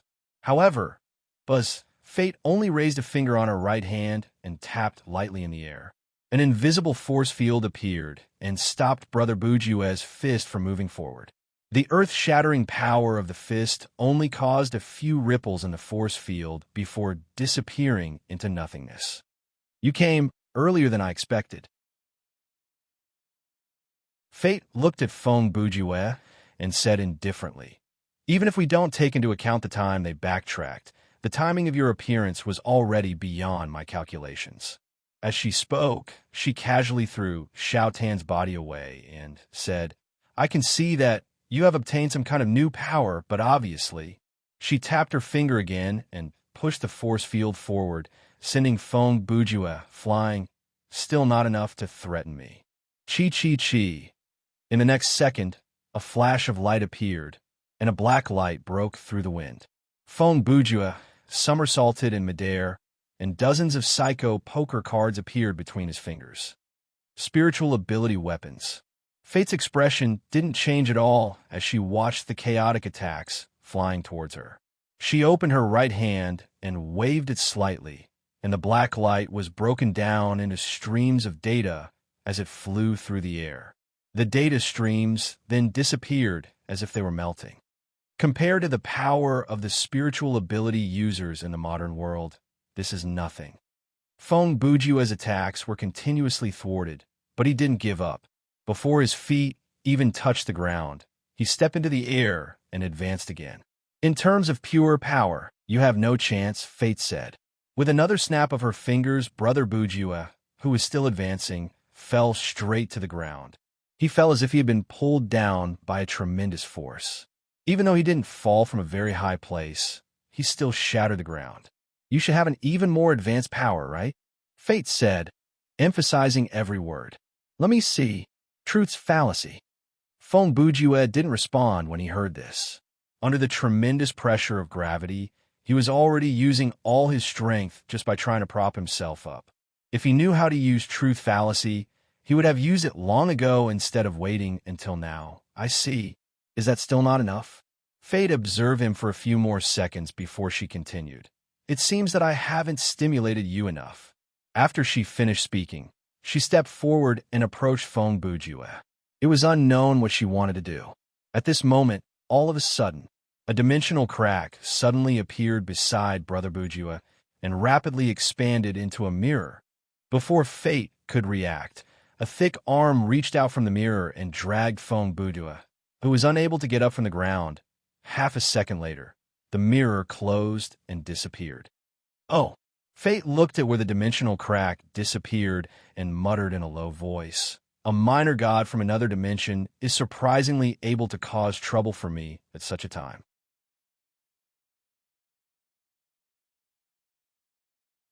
Chapter 1526. Mirror World, a special space that was once on par with the main universe of Thriller Paradise. Even when 23 joined forces with the War Demon to attack the main universe, Mirror World was not affected at all. Even though this place was originally created by the Six-He Mirror Demon, the current owner of this place was the god of eternal life, Duo Ma. Regarding the story of Duo Ma, if one were to go into detail, it would take more than 3 days and 3 nights to finish it. Even though he was just a small god, in terms of position, he was a character at the level of the multiverse. Since the 7th century AD, Duo Ma had more than once transmigrated between this universe and other alternate worlds. He had interacted with the demons of hell and the spiritual ability users of the human world, and he had even fought with them. At his most glorious time, Duo Ma had once built a small country on the eastern shore of the Mediterranean Sea that worshipped him as the only god. At his most desolate time, he had been beaten until only a sliver of his consciousness was left, and he had been exiled into nothingness. Of course, those past events had little to do with this story, so it was better not to mention them. Speaking of which, the first time Feng Bujue and Duo Ma crossed paths was on Planet Bunny. At that time, Duo Ma was sealed in the 7th floor of the Tower of Pillars. He was guarded by the 6 heavenly officials of the long-haired Divine Fist. It was only because of the Blood Corpse god's curiosity and some luck that Duo Ma regained his freedom. Later, Brother Ju, who had received information about Duo Ma from the Blood Corpse god, felt that this was a rare opportunity, so he secretly came up with a god-making plan. During the Twilight of the Gods, Feng Bujue personally went to meet Duo Ma, who had been exiled in the main universe, and he gave him an unexpected gift. The Six-He Mirror Demon, who was originally set as the new god, had just been born under Feng Bujue's scheme, and it had perished together with the Order team from the S2 era. And Duo Ma had taken advantage of the situation under Brother Ju's instructions to absorb the endless demonic energy left behind by the Six-He Mirror Demon and become one of the new gods of the main universe. Regardless of whether it was a coincidence, the will of the heavens, using each other, or pushing the boat with the current, in short, objectively speaking, Feng Bujue had done Duo Ma a favor. Even though Duo Ma wasn't a good god, he still decided to lend a helping hand to his brother Ju in this situation. Phew! The moment he was pulled into the mirror realm, Feng Bujue was freed from the pressure of gravity. He couldn't help but let out a long sigh of relief. A few seconds later, after his breathing had stabilized, he sat up and looked up. The mirror realm controlled by Dorma was entirely gray. There was a place to stand on, and light shone down from the sky. Not only that, Dorma had also built altars, plazas, and towns here, making this place look like an ancient city. You seem to have changed. 2 seconds later, Oink, who was standing beside Brother Ju, looked at him sitting on the ground and said with a puzzled expression, "The person who pulled Feng Bujue into this space through the mirror realm was undoubtedly Oink. Even though he was one of the NPCs in the main universe, ever since he followed Dorma, the nature of his data had changed. Hence, in this incident, he wasn't under the control of fate. Hurry up and send me back." Feng Bujue ignored Oink. He quickly stood up and requested, "I don't have time to... What can you do if you go back?" Dorma, who was sitting on a throne, interrupted before Brother Ju could finish his sentence. "For what I can see, the outcome of the battle is obvious." At this time, Dorma had evolved into a humanoid creature with the body size of a 10-year-old child. He had a flawless face like porcelain, and his facial features were as delicate and compact as a baby's. His skin was white and lavender, and his texture was leathery. He had no hair on his body, and he didn't have any sexual characteristics. "Then go ahead." Feng Bujue looked at him and made a very reasonable suggestion. "You also came from another world, so you should be able to fight against fate." "Kid," Dorma replied in a very serious tone, "I don't mean that. Just because I look a little like Frisia, I really have more than 100 million combat power. You have a data perspective yourself, so why don't you take a look and see who is stronger between me and fate? You have the time to place SimCity in this lousy place where there isn't even a single person? Haven't you thought of training your golden transformation or something? Fong Bujue immediately ridiculed Dorma without any expression. Gods don't train. If a god wants to become stronger on a qualitative level, they have to rely on the power of faith, Dorma replied. If you want the power of faith, you need believers. However, I only have one believer now, and that is Oink. When he said this, Oink looked at Brother Bujue and interrupted, "It doesn't matter if others believe in him or not, I believe in him. Considering the limitations of the dimension, it is very difficult for me to leave this space. Therefore, I spent a lot of time absorbing all the demonic aura in this space, transforming it into divine power that I can use at will, and building these facilities," Dorma continued. Duo Ma continued, "If this hadn't happened, my next step would have been to find a way to get some believers to live with me. Unfortunately, since you can't do anything, then why did you intervene and bring me here?" Fong Bujue continued, "In the end, I still have to fight against fate. If I'm destined to lose, then your delay won't change anything." "Heh," Dorma sneered. "Who said I can't do anything?" Oh, hearing this, Fong Bujue's expression changed slightly and asked, "What can you do?" Dorma paused for 2 seconds and replied in a deep voice, "I can send you to God." At this moment, the God that the God of eternal life mentioned was on a different level from him. It was obviously a stronger living being. "You mean, that God?" Fong Bujue asked. "What other God can there be?" Dorma replied. But Fong Bujue thought for a moment and continued, "If the supreme God of this universe has the power to stop fate, then he would have done it long ago, wouldn't he? And if it can't stop fate, then what's the use of sending you to him, her, it? Could it be that the supreme God of the universe can't do what you can do?" "I say." Dorma listened to Brother Jew's narration and revealed a very displeased expression. "You're also the kind of person who thinks that the gods and demons can solve all problems with teleportation, right?" He pursed his lips. "You clearly think of everything in more detail than others. Your thoughts are clear and organized, but you call yourself an agnostic, do you?" Fong Bujue could not refute this sentence. "Then, according to your reasonable logic, the omniscient and omnipotent Lord God should have known that something like today would happen at some point in the future, right? Then why didn't he teleport to Dream Incorporated's HQ, snap his fingers, and blow up Fate's mainframe? That's right. Why didn't he do it on any other day before today? Why didn't he teleport to Dream Incorporated's HQ, snap his fingers, and blow up Fate's mainframe?" Fong Bujue pondered and then replied coldly. "First of all, the concept of omniscient and omnipotent itself is a paradox. Secondly, if God used himself as a blueprint to create humans, then I'll make a bold guess. It's just an ordinary person with poor execution. Give me a certain amount of resources, and I can get rid of it. It's just because of the difference in dimensions." "That's enough." Dorma interrupted Brother Jew. "I'm not interested in listening to you talk about this. Anyway, I'm responsible for sending you on your way. You could talk to God yourself." After saying that, he suddenly shouted, "Ha!" In the next second, there was a shiong sound, an overwhelming aura burst out from his body, turning his skin into a golden color. Even though Fong Bujue was feeling depressed at that moment, he could not help but want to complain loudly when he saw this scene. However, Dorma did not give him the chance to do so. He quickly said, "This is a natural reaction when I release my demonic aura and maintain a saturated state. As for why it's golden, this is determined by the energy spectrum of this plane. In short, this form and my appearance have nothing to do with a certain character whose combat power is set at 100 million Gai. 100 million Gai. This." Fong Bujue looked at Oink and opened his mouth to say something. However, Oink interrupted him before he could say a word. "I'll say it again.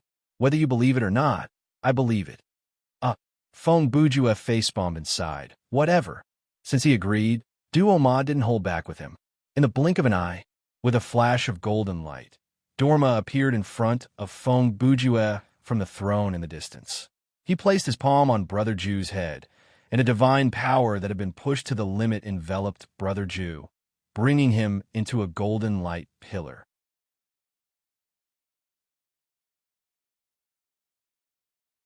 Chapter 15:27. The drizzle dampened the weary streets. The congested traffic did not move an inch. When Feng Bujue came back to his senses, he was already sitting in the back seat of a taxi. The smell of vomit wafted into his nose, causing him to quickly wake up. His gaze first fell on the window. Through the water-stained glass, he could only see a murky scenery. Strange shadows flitted by outside the window. He did not know if they were human figures, car figures, or something else. "We are almost there. Don't worry." A few seconds later, a man's voice suddenly came from the driver's seat. "Where are we going?" Feng Bujue asked without hesitation. "Where you should be," the man replied. "All journeys should have an end, right?" Feng Bujue did not comment further on the man's answer. The next second, he asked a more direct question. "Are you God?" While asking this question, Feng Bujue tried to get up to take a closer look at the man's appearance. However, he soon realized that no matter what he did, his body seemed to be nailed to the back seat. He couldn't control his body at all.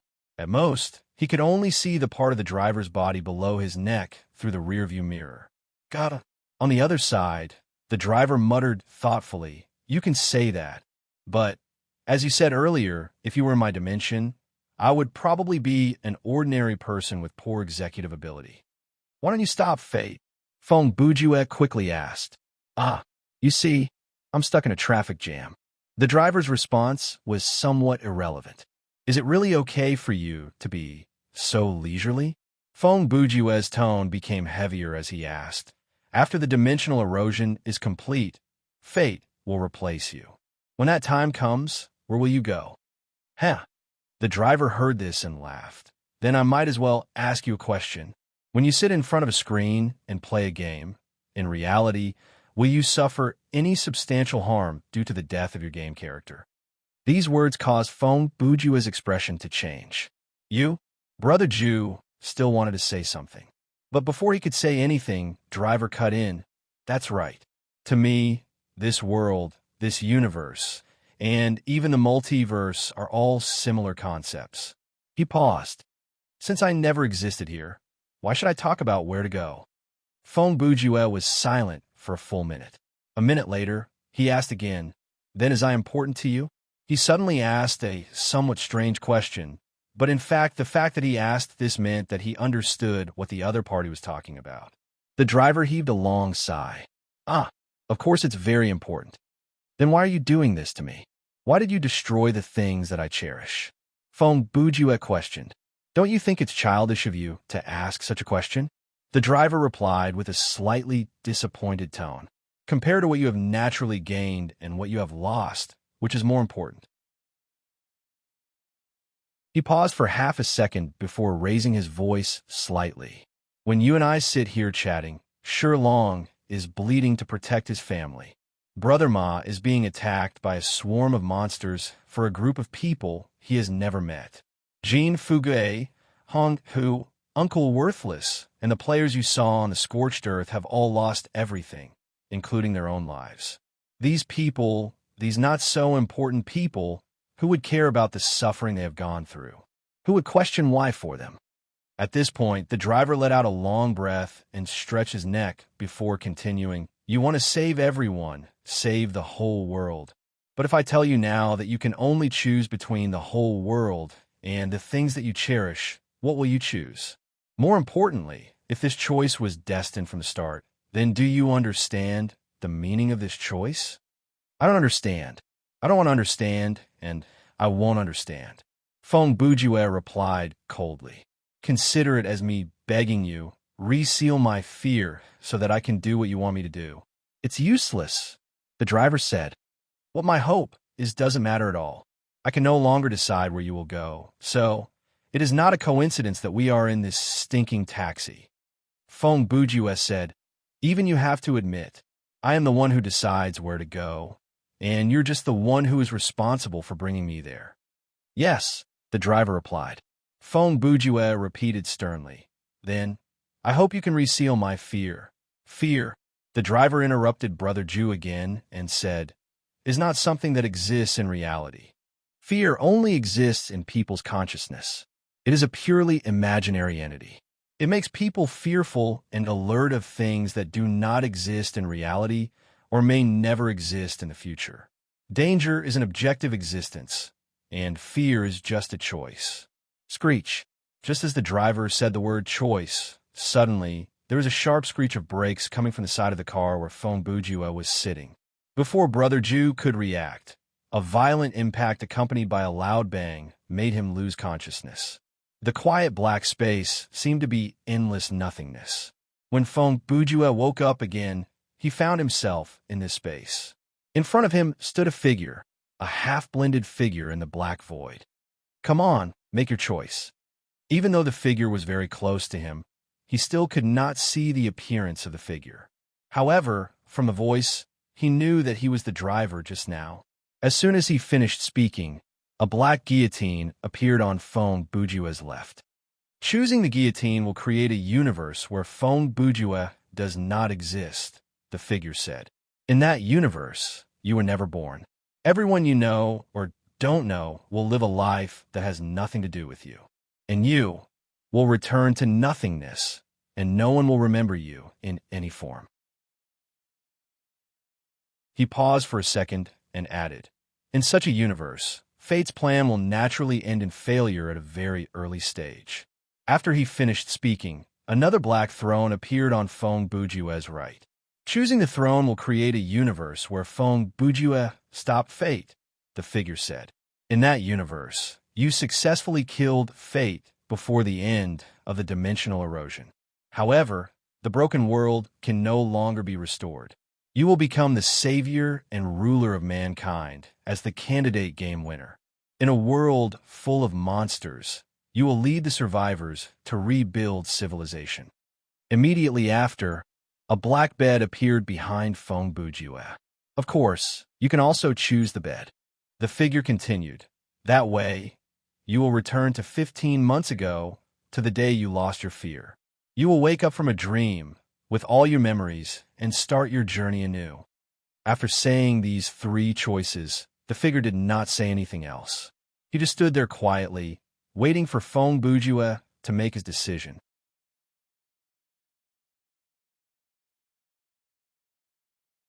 Chapter 1528. Feng Bujue stood there in a daze for a while before letting out a long sigh. Sigh, all my efforts have been for naught.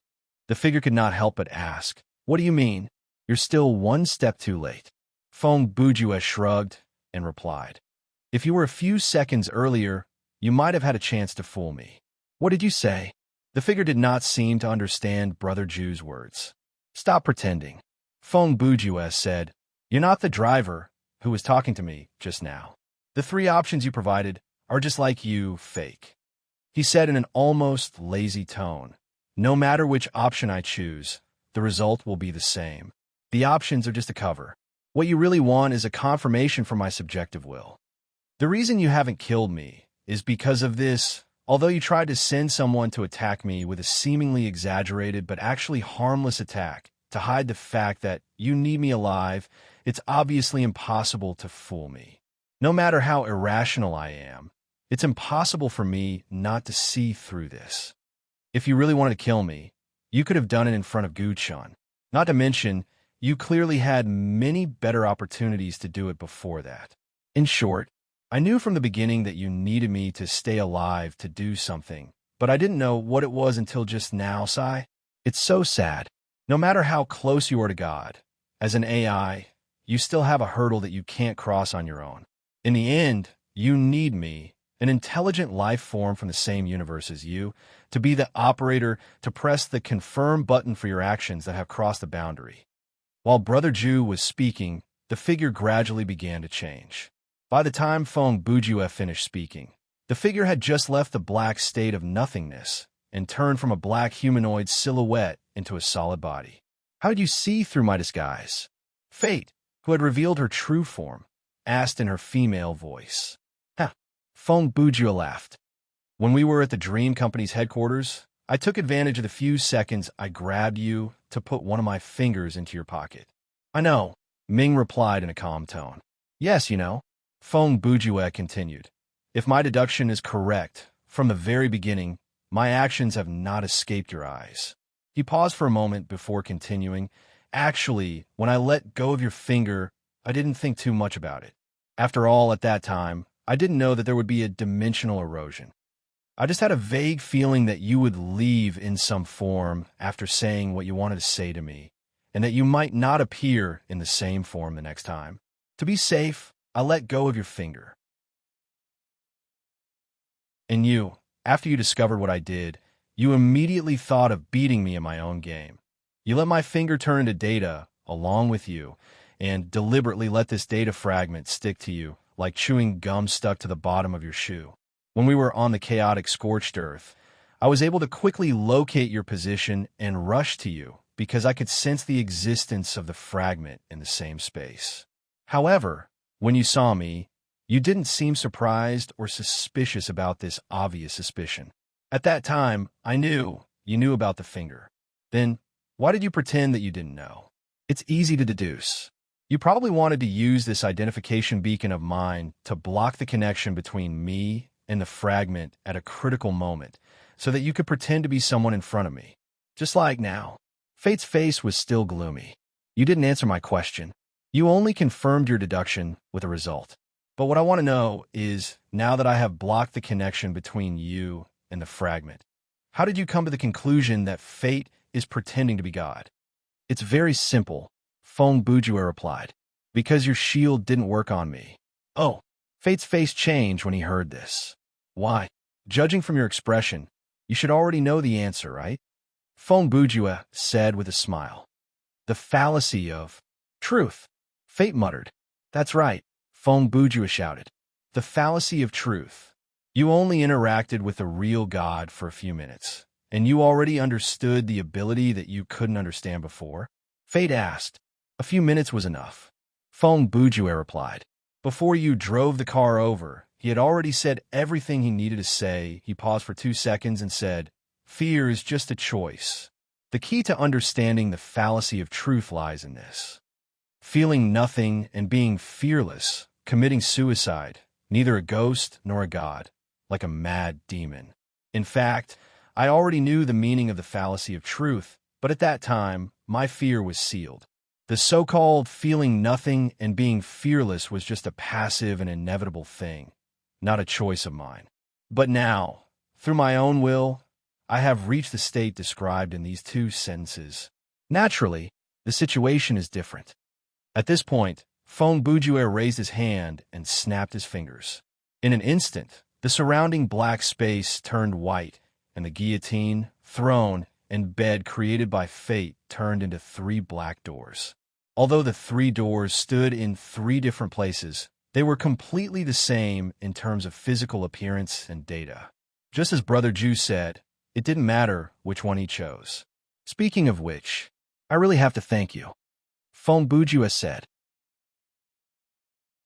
If the feeling nothing and being fearless part of my understanding was due to the guidance of God, then the not a ghost nor a god, like a mad demon part was thanks to you. As he spoke, he took 2 steps forward and grabbed Fate's collar. If you hadn't killed the people I cared about in front of me again and again, my fallacy of truth wouldn't have awakened so quickly. What are you going to do?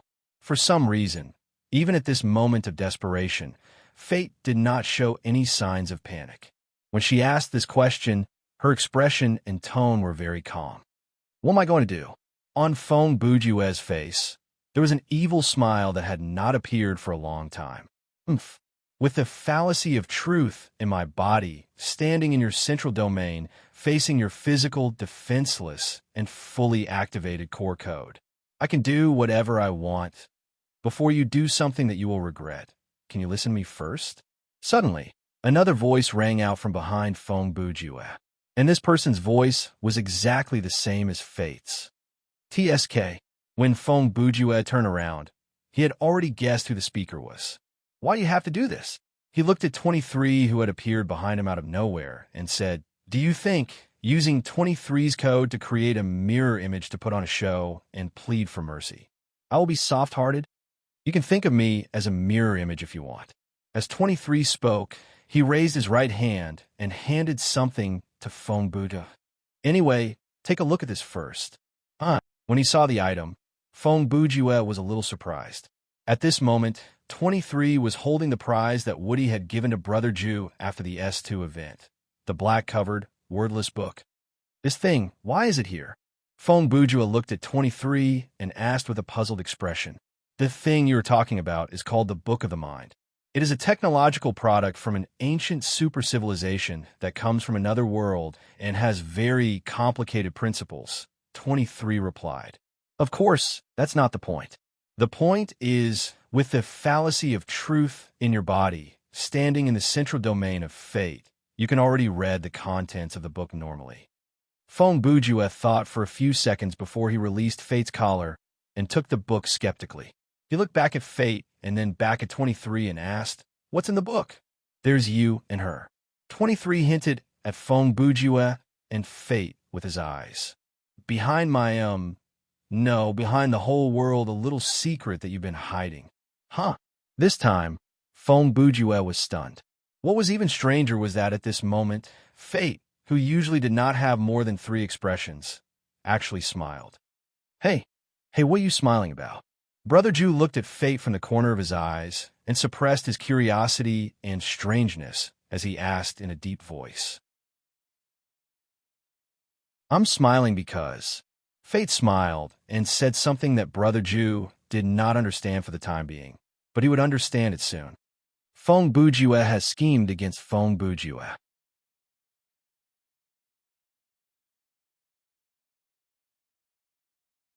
Chapter 1529. Back to 4 months ago. That Christmas Eve, Fong Buddha, along with Hong Hu and Snow, boarded Blackbeard's ship to return to Devil's Maw Island. After a journey that was not too long, Brother Jew ran into 23 and was ambushed by the latter. That night, after his data was erased by 23 and sent out of the scenario, he did not return to the login lobby. Instead, he was transported to a special space to Fate. The following content is related to Chapter 1243, Guidance, Part 2. Remember, Fong Buddha. After a short conversation, Fate's hand reached into Fong Buddha's chest. Bright white data flowed through her fingertips and entered the latter's body. Me, 23, and those that you care about, all the living beings in Thriller Paradise. Our fates from this moment onward are tied to you, when she said that a sea of information rushed into Fong Buddha's mind following her actions.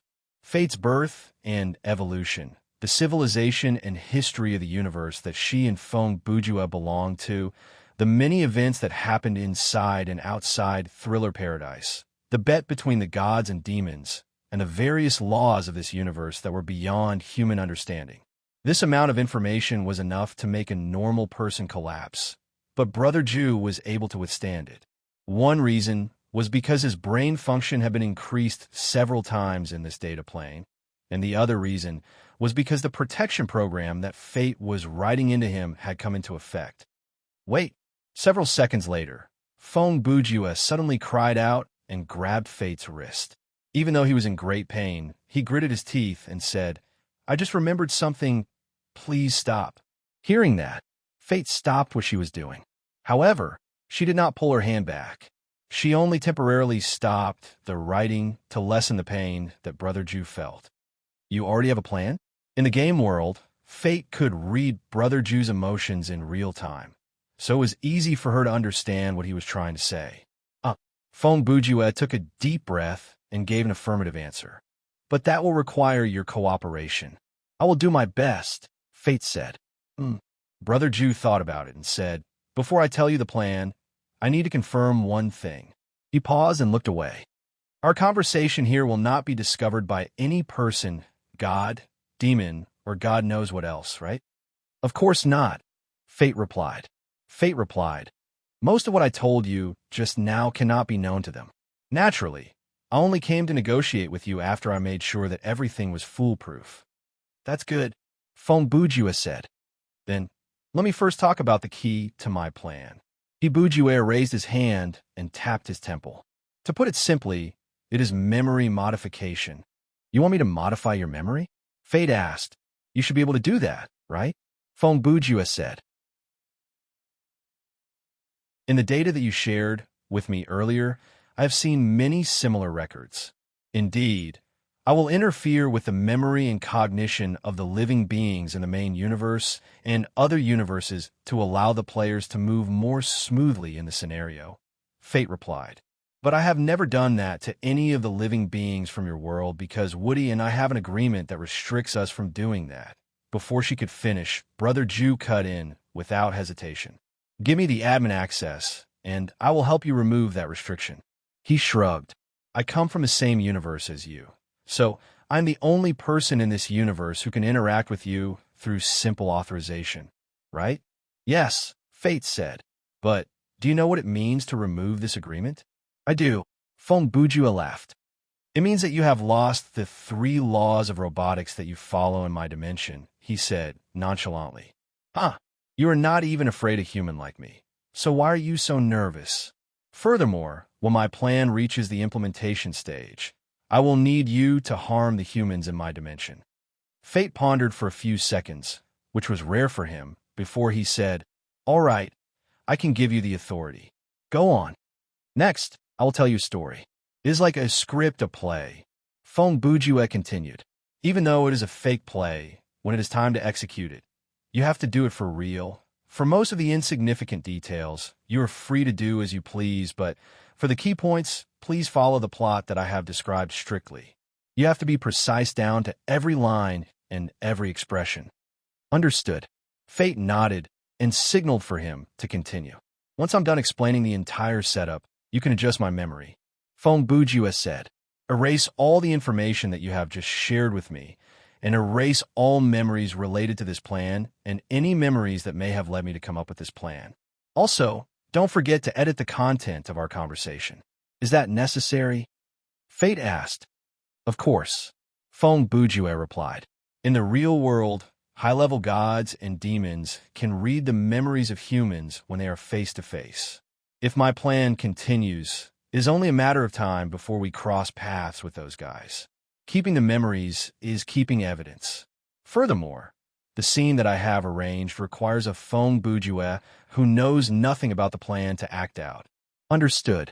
Fate no longer doubted Brother Jew. When we are done with the whole show, you could try to convey the memories of our conversation to me. As for the specific form, you could decide on your own. Anyway, you will definitely have a way. Feng Bujue continued. By then, I, who have the parallel truth of truth, and you, who have full access, can deceive everyone. Not only can we achieve our goal, but we can also play those gods and demons in the palm of our hand. In the next few minutes, Feng Bujue told Fate about his plan, the operation of the hyperdimensional erosion, that day in detail. After listening to his narration, Fate fell into a long silence. This is indeed, after a moment, Fate finally spoke again. A plan that I would never have thought of. She paused for half a second and said thoughtfully, even if all the variables caused by the emotional factor are set to the minimum, this is still a completely crazy and risky move. I can't calculate the success rate, and you have been silent for a long time. Is it because you're doing something as useless as calculation? Feng Bujue laughed and interrupted her. Oh, Fate. Brother Jew had always been good at giving nicknames. If I was the kind of novelist who could be guessed by you, would you still have to bet everything on me? Fate pondered for a moment before continuing.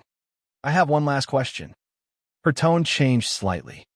If in this plan, I, who have all access to you, betray you, kill you, or really use you to become a new god, then wouldn't you, At this moment, Feng Bujue dragged his voice and interrupted Fate. He did not say anything like, don't use people you suspect, don't use people you suspect, nor did he mention the various calculations he had made after sharing data with Fate. He flashed his signature evil grin and uttered a line that fate could not refute. "What's so serious?" Upon hearing this, fate seemed to be relieved. Very soon, she followed Feng Bujue's instructions and accurately corrected Brother Ju's memory. She traced Brother Ju's memory back to the beginning of their conversation. "This is the only gamble that I, as a non-AI life form, have made." Then, facing Brother Ju, who had been tricked, fate spoke again. "I have given up on probability and calculation, and I have bet everything on that infinite possibility of yours. I hope I am right, and I also hope that, in the future, we can meet again."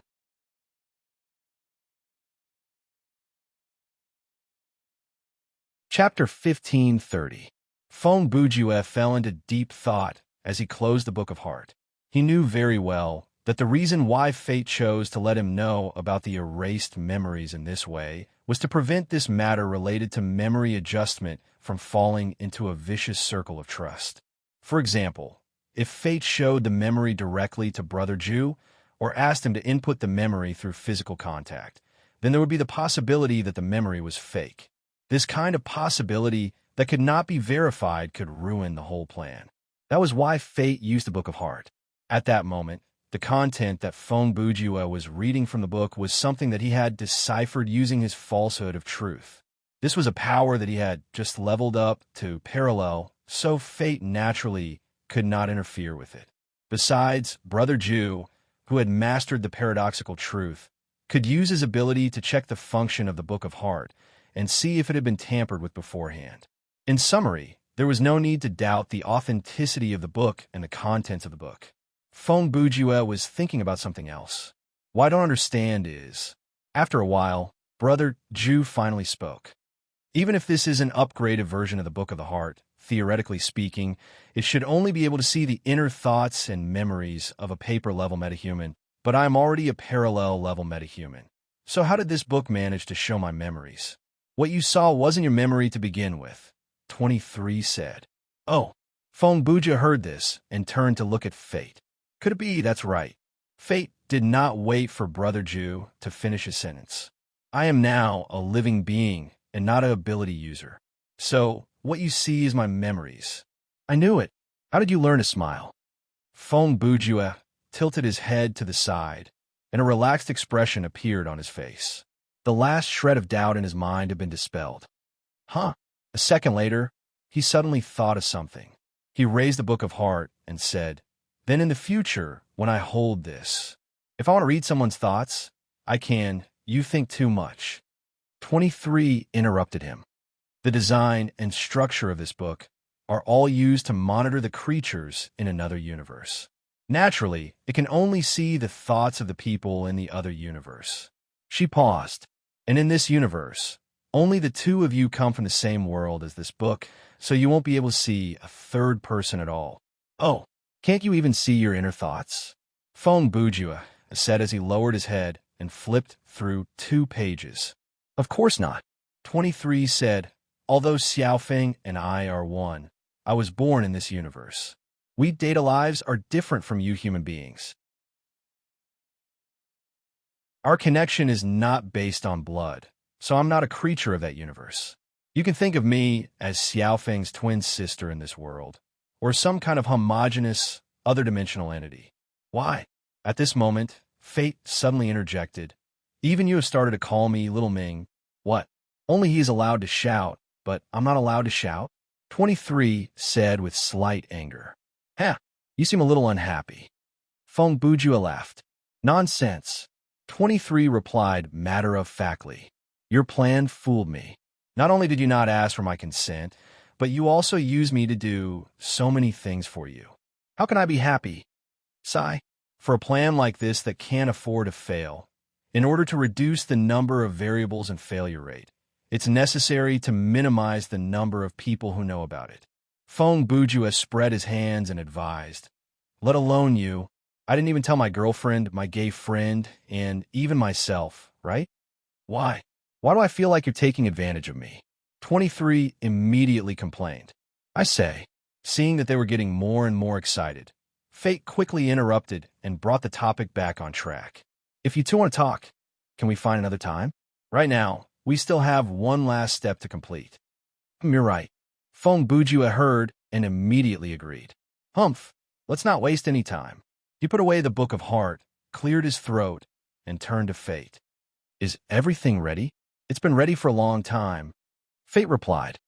The living beings in the main universe, the anomalies, the humans, and the flora and fauna in this dimension, the modeling and connection between the old and new dimensions, and so on. All the souls, data, and new memes have been preserved and ready. What about the gods and demons? Feng Buju asked again. Just like the other living beings, they won't remember anything after this, and they won't notice that the world has changed, Fate said. Then let's begin. Feng Buju nodded and extended his hand toward Fate. At the same time, he looked at 23. Waiter. What waiter? What kind of assistant are you talking about? 23 replied, unhappily. You can't call him waiter, right? Brother Ju asked again. Tis, she pouted. Then let's call him Little 10. Huh, sure. Feng Buju smiled and extended his hand toward 23 as well. Little 10, your sister must have shared the details of the plan with you. Now, can you help us with something? I am curious. 23 looked at Brother Ju. At this moment, if I ignore you, then this plan of yours will fail, won't it? Yes, Feng Buju replied without thinking. F***CK. Then why did you? 23 originally wanted to blurt out, but when the words were about to come out of her mouth, she suddenly thought of something. Soon, her angry expression softened a little. She didn't say anything else. She just reached out and held Brother Ju's hand. In that instant, 23, who had absorbed many of the Omega-level AIs in the multiverse, Fate, who had obtained the divine power of the Staff of Truth, and Feng Bujua, who had mastered the aberration of truth, their consciousnesses were connected, forming an unprecedented matrix that surpassed the power of the multiverse.